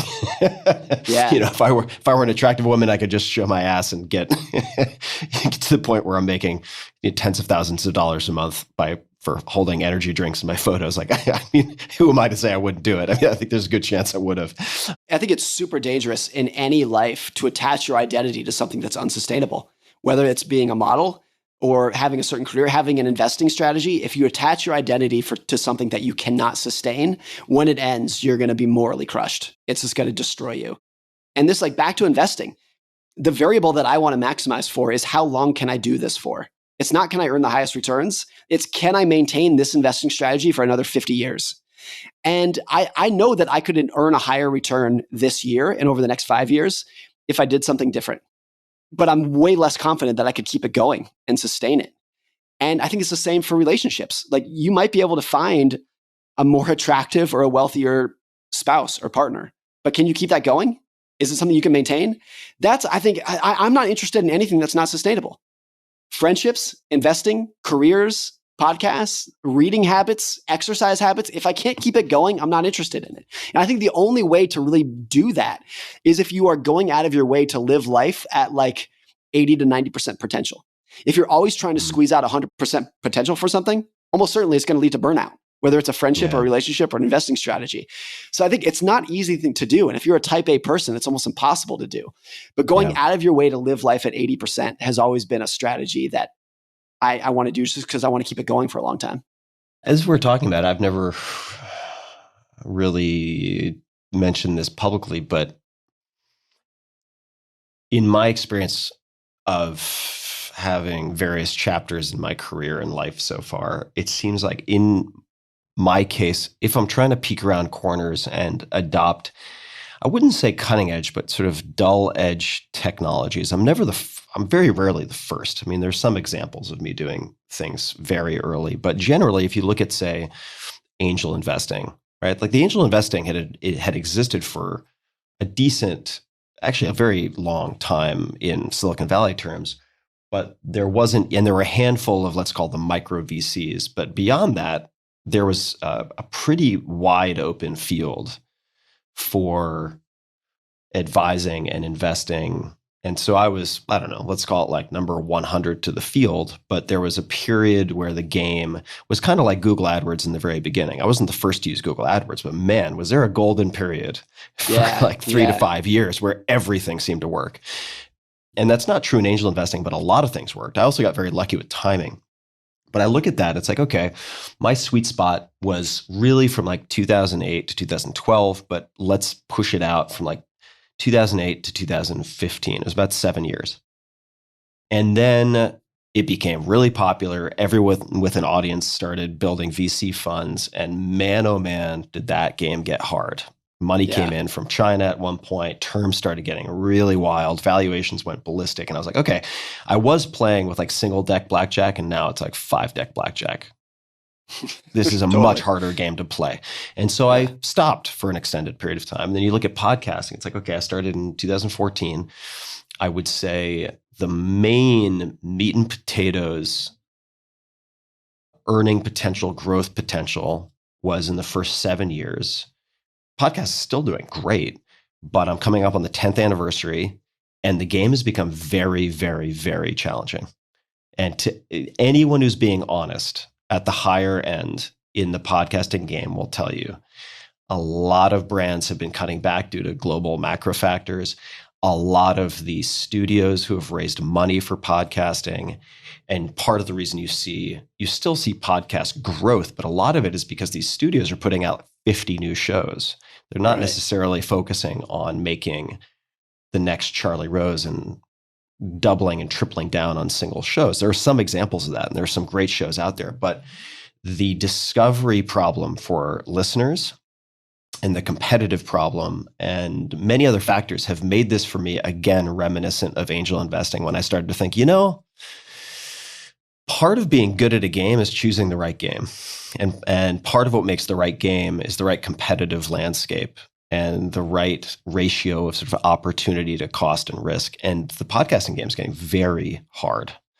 And it's getting dragged into territory because of platform competition, let's just say, Instagram and YouTube and so on versus TikTok. This short form or video reward system, incentive system, it's pulling people like me or others in a direction where inevitable costs, fixed costs, being in single locations, which are all antithetical to the reasons why I started in the first place. And I saw this also with the angel investing, where it's like, wait a second, I'm being forced now into a position where I'm heavily tempted to do things that are counter completely to the strategies that have worked for me up to this point. Do I want to adapt and end up being one of 1,000 people trying to do the same thing? Or do I want to try something different? So I'm just observing this sort of, if I choose really well, the shelf life for a lot of what I've done seems to be 5 to 10 years. And then in, let's just say, the last 50% of that, I need to have my eyes open for what the next chapter looks like that could give me perhaps that type of runway, right? Like 5 to 10 years, which is different in a way from what you're describing, but I'm just observing that in my own experience. Let me ask you this, and we can, of course, take this wherever you'd like, but where do you think text goes from here? Because I think that all that is old becomes new once again. You look at Substack, you look at any number of these things. Like, text has been sort of the redheaded stepchild, wasn't sexy, but you look at the success of, say, a Matt Levine, incredible, right? You look, it still works and text still travels, even though the platforms, if we look at those social media platforms as necessary, which I think is a question mark, actually, text is not going to necessarily be as heavily rewarded as the things that they're prioritizing to meet their own quarterly goals and so on. But where do you think text goes in the next handful of years? Here's what's so shocking to me in my experience. The audiobook version of Psychology of Money outsells the physical book, the textbook, by 2 to 1. Never in a million years would I have thought that, because I'm a book reader. I read physical books. Especially for that kind of book. I know, it's bonkers, but talking to other authors, it's similar. The number of people who are willing to get their content through their ears versus through their eyes is way bigger. Reading is hard for most people. It's a slog. They have to reread paragraphs, but listening is great. It's also single tasking, right? It's a single activity, whereas the listening, in an attention economy where people are trained to feel there is a scarcity of time. Yes. The other experience I've had is that because of that experience with the audiobook, 4 months ago, I started a podcast. And I've put virtually no effort into it. I've done like 14 episodes. They're all about 10 minutes long. That podcast is already larger than my blog that I've been working on for 16 years. It just exploded, which is kind of depressing. But I think it just goes back to the audience that's willing to listen is way bigger than the audience that will read.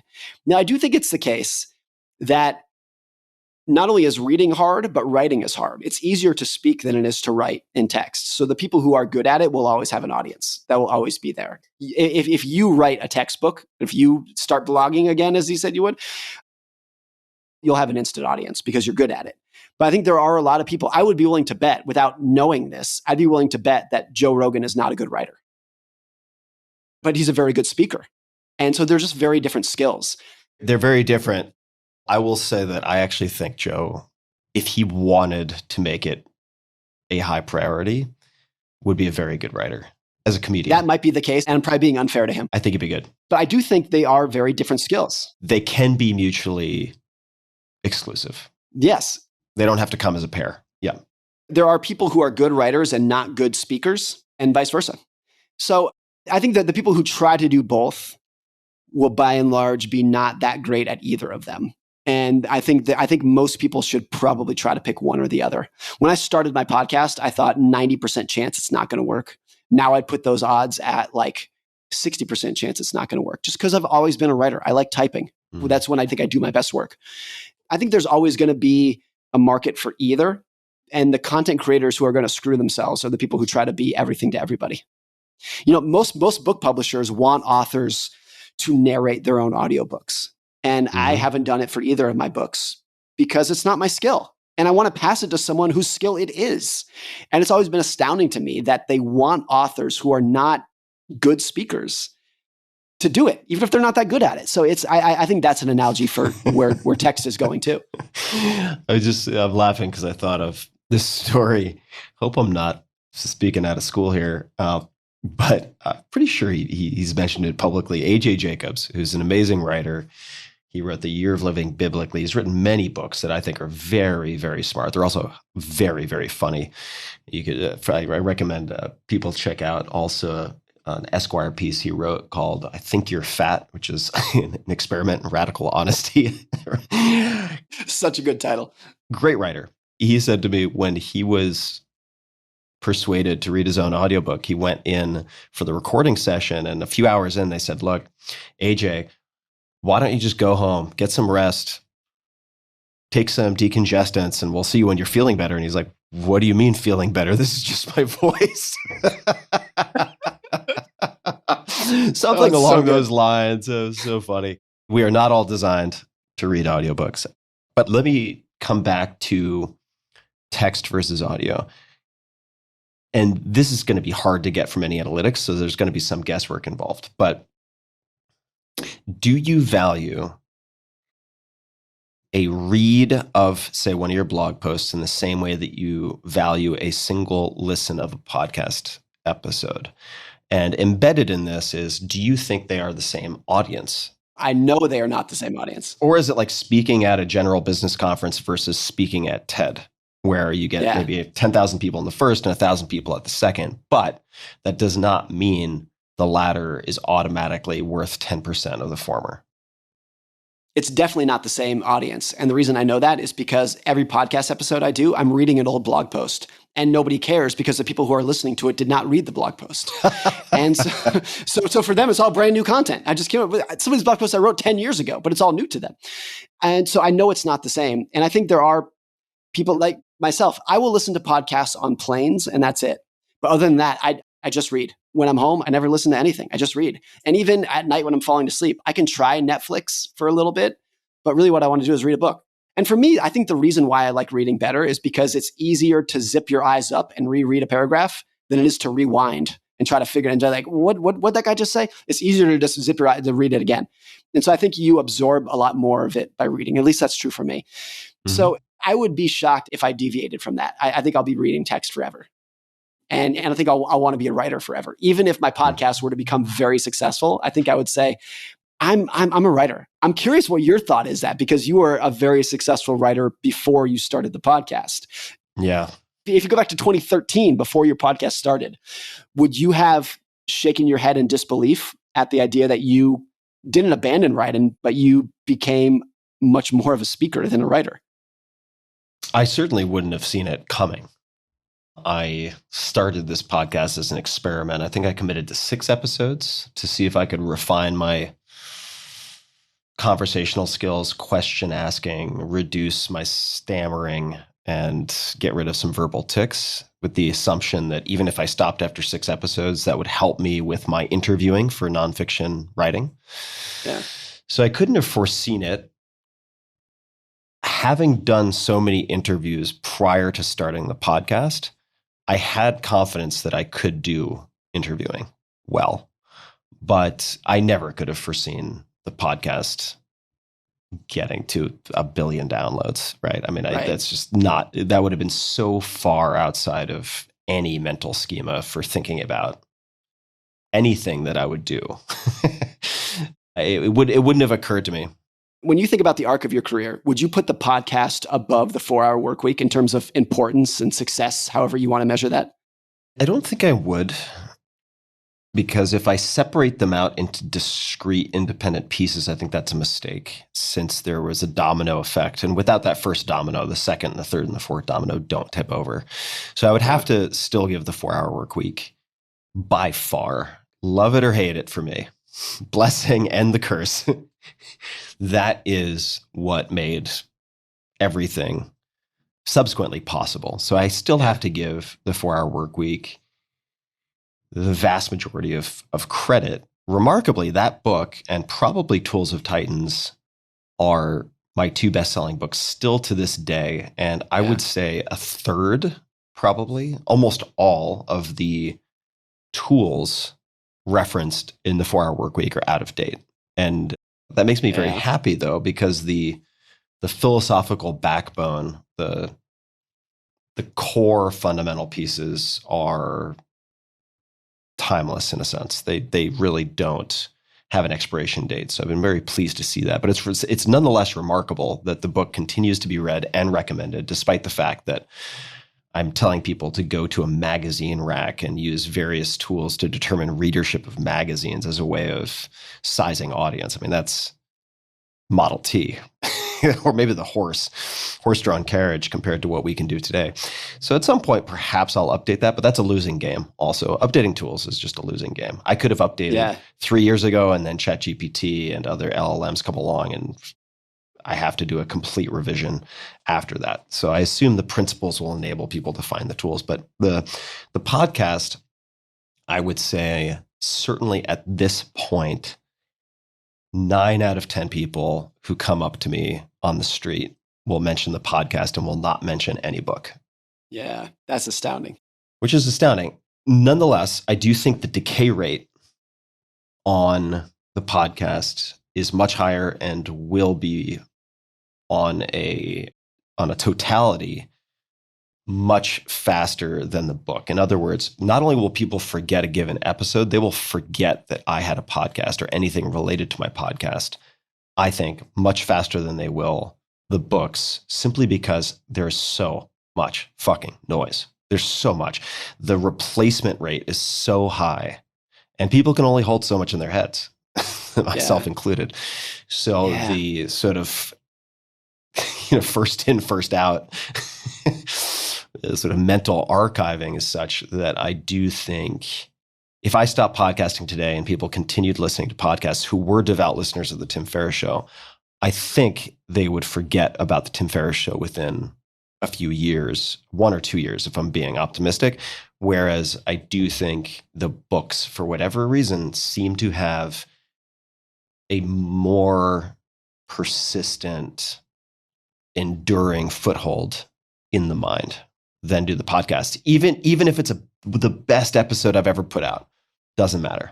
I don't disagree with it. I'm just trying to figure out why that would be. And maybe it's because in a book, if it's 20 chapters, that's all you got. It's just 20 chapters in front of you. So it gives the impression or the truth that what is there is profound. Whereas if you open up Apple Podcasts, there are 3 million podcasts or whatever there is, and each of those has dozens or hundreds of episodes. It's so much in there that it's hard to take any single bit of it seriously. Maybe that's true for books too. You walk into Barnes & Noble, there's 1 million books in there as well. But when you're holding a book, it's like, this is all that's in front of me right now. And so I need to pay attention to every word. Whereas a podcast, it's just a living, breathing thing. And, if you watch the daily news, particularly like 24/7 cable news, none of it should be that profound because there's just so much of it. If you're just constantly updating people on the news of the hour, odds are it's not that important. Whereas if there was a 1-hour newscast per year that was updating you on the most important news of the previous 12 months, it would be very important. You have to watch that. It's very, very important. So I think a lot of it is just the scale, that it's much easier to make a podcast episode than it is to publish a book chapter in physical form. Yeah, I agree with that. I mean, spitballing ideas. I also think that if someone commits to reading a book, if they finish it, especially if the assumption is buying a nonfiction book that is prescriptive in its advice is that you're going to take action after a book. There are a few things that happen in the process of doing that. Number one, you're contextualizing the book for your own life as you go. Number two, you're harnessing sunk cost fallacy in a sense. Because you have put more time into this book, I think you are more likely to try to take some type of action to justify that investment. Yeah. Also, with the book and single tasking, you have captive attention, and I think people are more engaged. This is true for a novel versus, say, a film also, in co-creating the visual experience of traveling through these pages. And then when people, if they take action after reading a book, that is an extension of the experience of reading the book and is forever associated with that book. Yeah. As are, I think, downstream effects of those first steps. Whereas listening to a podcast, I think the preset mentality coming into it, and this is true for me too, when I'm listening to a podcast is I'm listening to something while I'm going for a walk, while doing something else, and I am absorbing information, but the expectation is not, given the absurd volume of podcasts out there, and also just the absurd volume of podcasts and audiobooks that I listen to, the assumption, I think, in my mind, is passive ingestion less than I'm going to take some notes and actually commit to making meaningful change in my life after I listen to this podcast. I wish it were different. I agree. Yeah, it's definitely true. Like when I do listen to podcasts, it's pleasure. And I think when I read books, I'm like, I really want to learn something here and take notes and highlight it and read wise and really get something out of this. What I did start doing recently that's been very helpful is when I'm listening to a podcast and I hear something that's really profound, I'll just screenshot it. And therefore I have it time stamped of like, oh, on Tim's podcast at 1 minute and 23 seconds. And then I'll go back and find the transcript and like try to take notes that way. That's been the best note taking process that I've had for podcasts, to try to gain more insight out of it rather than just passive pleasure. Speaking of books, so let's go through a list, and I'd love for you to pick one or two. We can certainly talk about all of them, but great books that you've read lately: Triangle Fire, Empty Mansions, The Strange Last Voyage of Donald Crowhurst, and then one that is a little cryptic, Robert Caro, if I'm getting the pronunciation right, Working. I don't know what that refers to. Maybe we start there because I believe that is the author of The Power Broker. Yep. Could you maybe start with Robert and what that refers to? Robert Caro is probably the greatest biographer of all time. He's certainly the most thorough biographer of all time. Most of his books take between 10 and 30 years for him to write. He's done biographies on Lyndon Johnson and Robert Moses, who was an instrumental figure in building the modern New York City. And he's just ridiculously thorough. And so he wrote a book called Working, which is his life and practice and strategy as a writer. How did he become a writer and how does he do it? And you realize that his talent is just patience. Like, he will sit in an archive for 15 years. And he has this motto, turn every page. So he talks about when he decided to do a biography of Lyndon Johnson, the first thing that he did is he moved his wife to the middle of nowhere, Texas, where Lyndon Johnson grew up. And he said there's no way that he could understand the man unless he lived in the town that he grew up in. Like, very understanding wife. Exactly. There's a funny quote where his wife said, why couldn't you have done a biography of Napoleon? And they could have moved to Paris or something. So he moved there and he goes to the Lyndon Johnson Presidential Library. And I think it's literally 8,000 boxes of material. And he goes through every page. It takes him decades to do this. And so there's just no one that is as thorough as him. Sounds like a prison sentence. Seriously. But I think he loves every second of it. I think the hunt for him is incredible. So even with something like Lyndon Johnson, Robert Moses is a little more obscure, but everybody knows Lyndon. His life was so well documented. But Robert Caro will find these nuggets that no one else has ever uncovered before. And I have so much admiration for that in terms of sticking out as a writer and doing something different. A crazy stat that you can take this several different ways, but there are 1,100 biographies of Winston Churchill, published biographies of the same person talking about the same life. But I bet there's 50 of those that really stand out because they found a different angle, they found a different fact, or they told a better story. So Robert Caro, I think, here's how I'd phrase this. Ken Burns, who does the documentaries, his skill is telling a story. And most of the information in his documentaries is already well known. About the Civil War, World War II, whatever it would be. It's not new information, but he tells such a good story that it's captivating and you're going to watch it. Robert Caro, and I mean this with the most respect, is not the best storyteller, but his ability to uncover new information is unparalleled, completely unparalleled to everyone else. So I admire him that his skill is just he works harder and he's more patient than any other writer that's ever existed. Is there anything else that you took from that book that you have applied or hope to apply to your own writing or creative process? One of it that I think this, and I'm not saying this to blow smoke, but it reminds me of you, is that in his interviewing process, when he's interviewing people, he would always just stop and say, tell me more, keep going, tell me more. There's one scene from the book where he's talking about he's interviewing Lyndon Johnson's chauffeur, who was with him for his entire career as a politician. Lyndon Johnson did the same driver. And so this driver saw everything. And Robert Caro says, tell me, when Lyndon Johnson was in the backseat of the car when he was campaigning, what was he doing? And the chauffeur's like, I don't know. I wasn't paying attention. But he just kept asking, no, tell me more. What was he doing? What was he talking about? What did he do? And he kept getting the answer. I don't know. I wasn't paying attention. And finally, after weeks of asking the same question, the chauffeur says, you know what? After campaign rallies, Lyndon Johnson would talk to himself in the backseat of the car. And he would say to himself, mumbling to himself, this worked, this didn't. I need to get better at this. I need to double down on this. Like, that's fascinating that he would talk to himself. And it took Robert Caro weeks of asking the same question before he got to that. Like a black site interrogation, just wearing him down. Yes, but I think that's true for everyone. And I think a lot of it is, if you asked me, what did I do last week? I'd say, honestly, I don't really remember. But if you kept asking, I probably did something that was meaningful to me. Like, if you kept asking and kept pushing, then the memories start to bubble up. And I think Robert Caro is just a pro at that.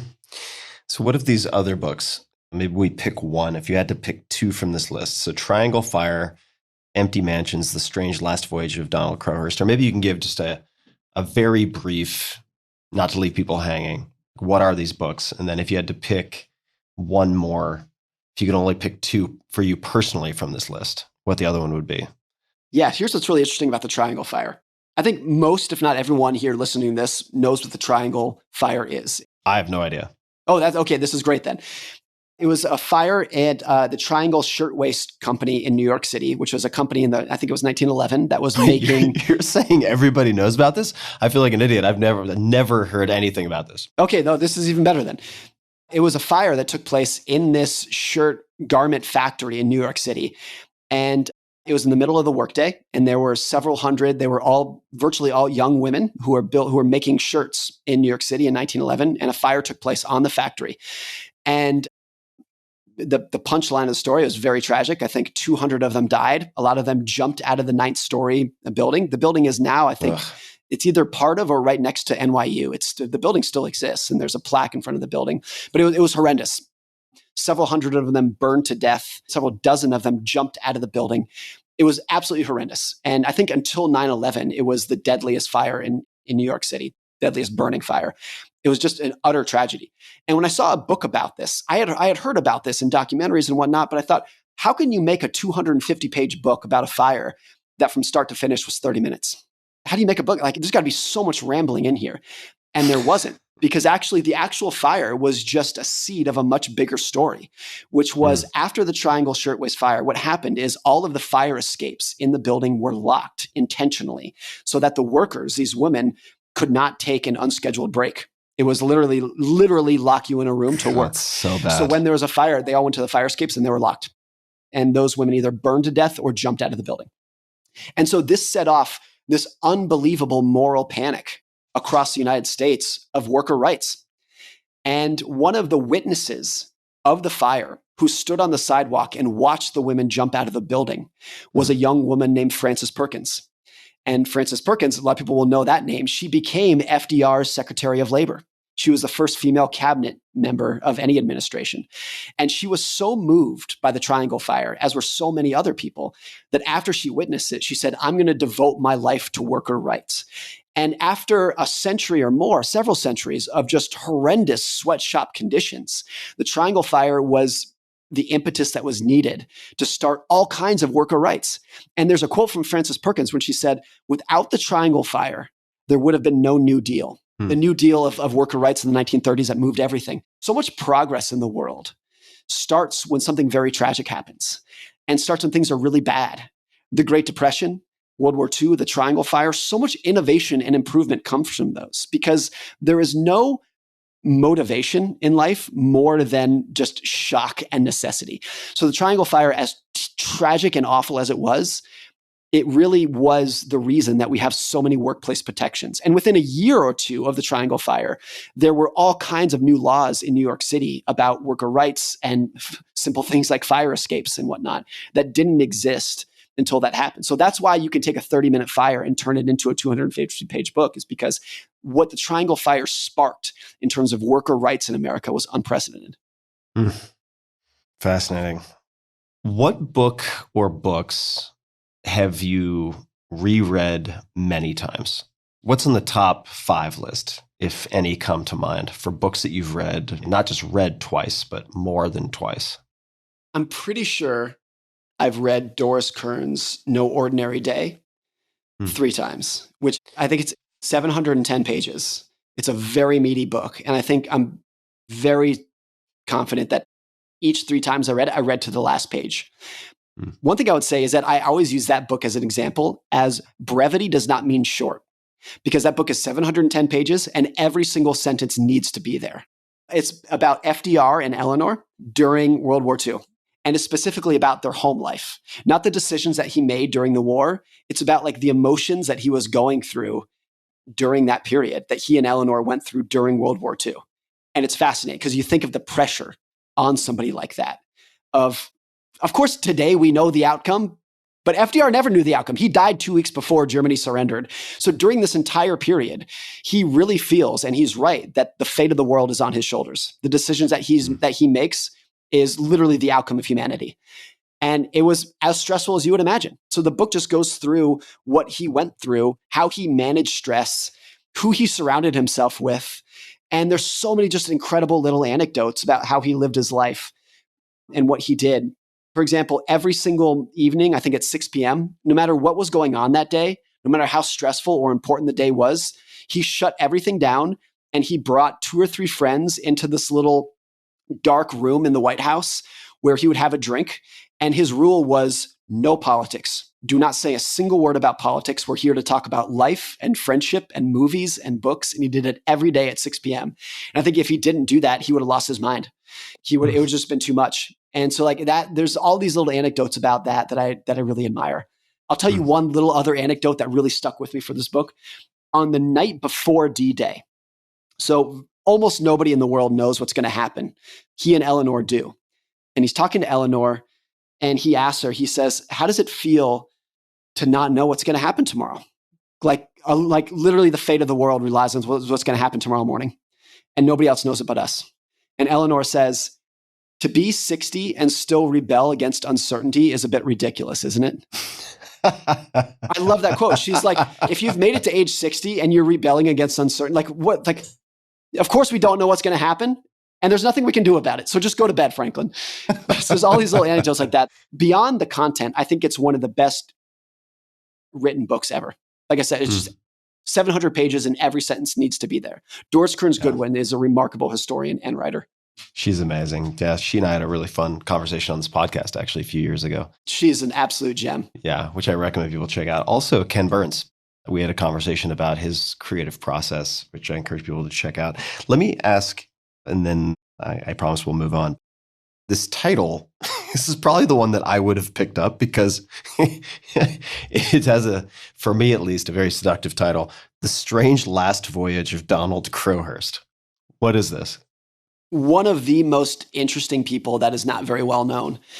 And to set the stage here, there was a boat race in 1968 that took place in England. It was sponsored by a local newspaper, and it was the first person to sail around the world solo wins 5,000 pounds. And actually, nobody in human history had ever sailed around the world solo. So the first person to win this race is going to be crowned the greatest sailor of all time. Donald Crowhurst was at best an amateur sailor. He was like a weekend warrior. And he had kind of been a failure at everything he had done in his adult life. He was a failed businessman. He got kicked out of the army for insubordination. He failed out of pilot school. And he kind of viewed this race as like his last shot at redemption. His last shot to like prove to the world that he was worthy of their attention and their respect. So he set sail, this guy who really doesn't know what he's doing. He actually built his own boat, which he didn't know what he was doing there either. And he sets sail. And like to his credit, he makes it pretty far. He makes it like halfway down the coast of Africa. And then his boat springs a leak. He can bail it out with a bucket. It's not a catastrophic leak, but he knows that if he keeps sailing, like he's screwed. He's going to sink and die. Because in the Southern Atlantic, the waves are much bigger. So he knows he's done. So now he's like, okay, I can either turn around and go home and face shame and humiliation, or I can keep sailing and die. And then he's like, no, actually, he's by himself doing this in his diary. He's like, no, there's actually a third option here, which is fraud and deceit. And so what he did is he turned his boat around and he sailed right into the middle of the Atlantic Ocean where the waves were like very calm and placid. And he drifts in circles aimlessly for 6 months. And all the while he's doing this, he's sending fake radio communication back to England to make it seem like he's still sailing around the world. He would literally send back a radio communication, be like, oh, I'm passing the Falkland Islands. Here's what they look like. It was all a scam. He was drifting aimlessly in the Atlantic. His plan was to kill enough time doing this that he could have plausibly sailed around the world and then sail back to England with his dignity intact and like just tell people that, I sailed around the world. I did it. And then after 6 months, he starts to sail back to England and he realizes that the other sailors had taken so long to sail around the world that he's going to sail back to England as the winner. He's actually going to win this race, or at least appear to win this race. And he realizes that that's a catastrophe because he's going to get so much attention that they're going to uncover his fraud. They're going to scrutinize it. They're going to scrutinize it and he's done. So now he's very mentally unstable at this point, as anyone for 6 months at sea alone would be. So he realizes the gig is up. And I'll cut to the chase and get to the punchline. His body was never found. His boat was found. But the only plausible kind of accepted outcome is that after he realized it was all up, he threw himself into the ocean and took his own life. And to me, it's a very astounding story of someone who is so obsessed with gaining the respect and admiration of other people. All he wanted to do was for other people to admire him. That's it. He wanted that so badly that he was willing to have the 6-month fraud to deceive everybody. And when it didn't work, he just decided that life wasn't worth living. And that to me is like just an astounding mental state that someone would want respect from strangers and the press that badly that it's worth everything to them. And so it's just an astounding story of like the lifestyle that you choose to live and the goals that you tend to have. Like he wanted this goal more than anyone else. And when he couldn't have it, he took his own life. There's a quote from Nassim Taleb. I'm going to butcher it, but it's like how interesting it is that more people commit suicide from financial loss than from medical diagnosis. He said it more eloquently, but that's roughly what he said. And it's true. Like losing your status or your internal dignity, however you want to define it, is more disturbing to people and more damaging to people than getting a terminal cancer diagnosis for a lot of these people. So it's just an astounding story of someone making this crazy decision, the decision to deceive people and the decision to take his own life for reasons that just kind of make you shake your head. So I'm gonna act as a stand-in for the audience, which is also acting as a stand-in for myself. So people listening to you describe these various books might think to themselves, for fuck's sake, Morgan, these are some really hardcore, dark books that you read. They don't sound very reassuring. Now, I understand that it gives you perspective on how your life could have gone differently, probably leads to perhaps valuing your life, being grateful for things that you could take for granted.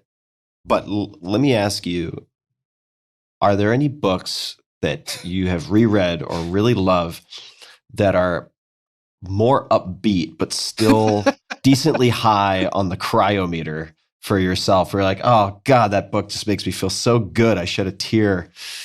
A book that doesn't involve math, death, and destruction. Is that what you're saying? Yeah, exactly. Right. Burning to death or committing suicide at sea. Right. Fair point. I have one next to me that I'll give. This book, it's called The Tao of Charlie Munger. Huh? Charlie Munger is one of the most quoted people ever. And this book does a better job than I've ever seen at distilling his best wisdom in a way that half of the quotes, even as a Munger fanatic, I had never seen before.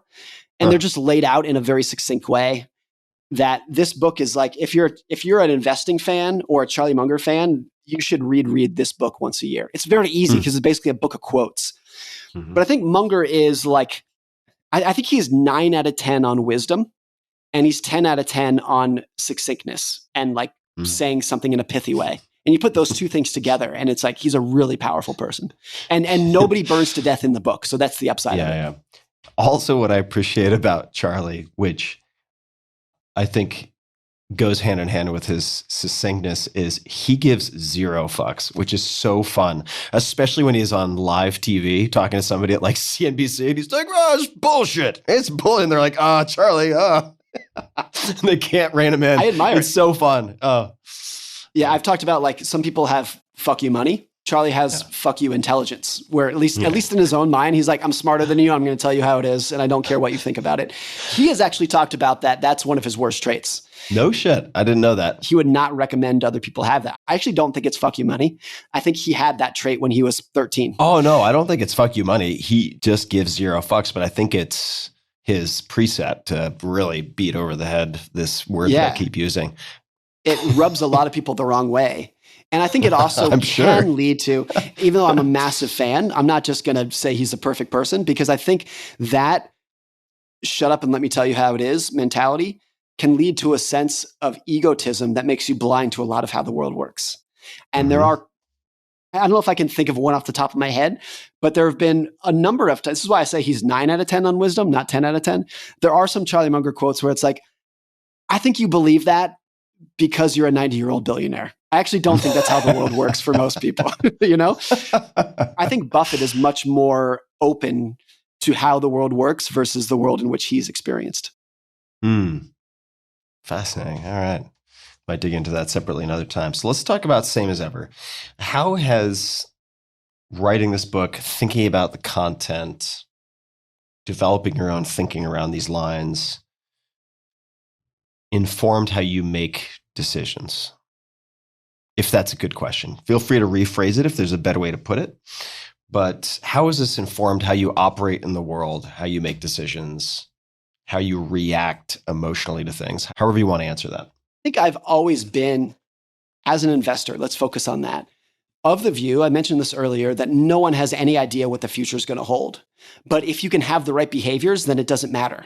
Whatever the future throws at you, you're going to be okay. If you have a level head and a proper asset allocation for you to absorb all the surprises. So I've never been the kind of person who's like, let's predict what the stock market is going to do in the next year. Let's predict the next recession. I've always just been the like, hey, if I can manage my asset allocation and my mindset so that I can absorb anything that might happen, that's the best we can do. And not only is it the best you can do, if you can actually do that, it's really good. And so that's what I try to do with a lot of these topics that are repeating in life. I think a lot of it can be summarized as viewing life from 30,000 feet is not only the best that we can do, it's actually a really good spot to view how the world works. And for so many topics, I would say, look, if you have cancer, you want a doctor who understands the very fine, minute details of that. But if you're talking about investing or philosophy or politics, you want to stay at 30,000 feet. That's as good as you're going to get. And so a lot of this is just like understanding the behaviors that are very broad and macro, rather than fooling yourself into thinking that you can understand the finer details of what's going on around you. Who's this book for? If you want to build on that, what is the audience for this book? What should they hope to come away from the book having learned or absorbed? The answer to that will and did make every publisher shake their head because they don't like it, but it's the truth for all of my writing. The answer is that the book is for me. I wrote it for me. I wrote Psychology of Money for me. I wrote all my blog posts for me. I call it selfish writing, an audience of one. The reason I do that is not because I want to think of myself as self-centered. The reason I do it is because I think you do your best work if you are being introspective about yourself.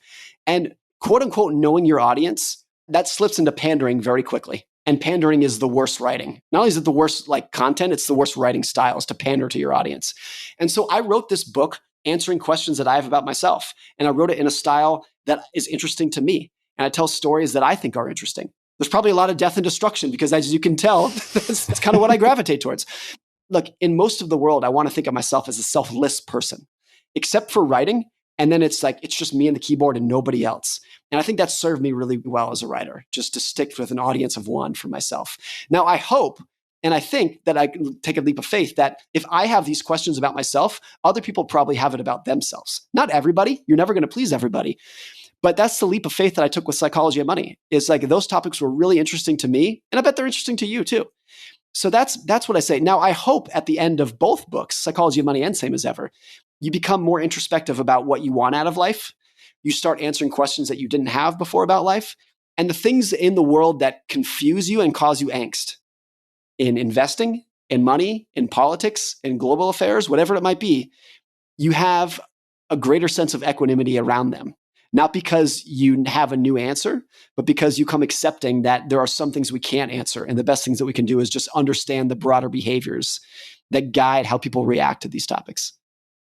Getting on the same page as Eleanor Roosevelt. In the Trying to.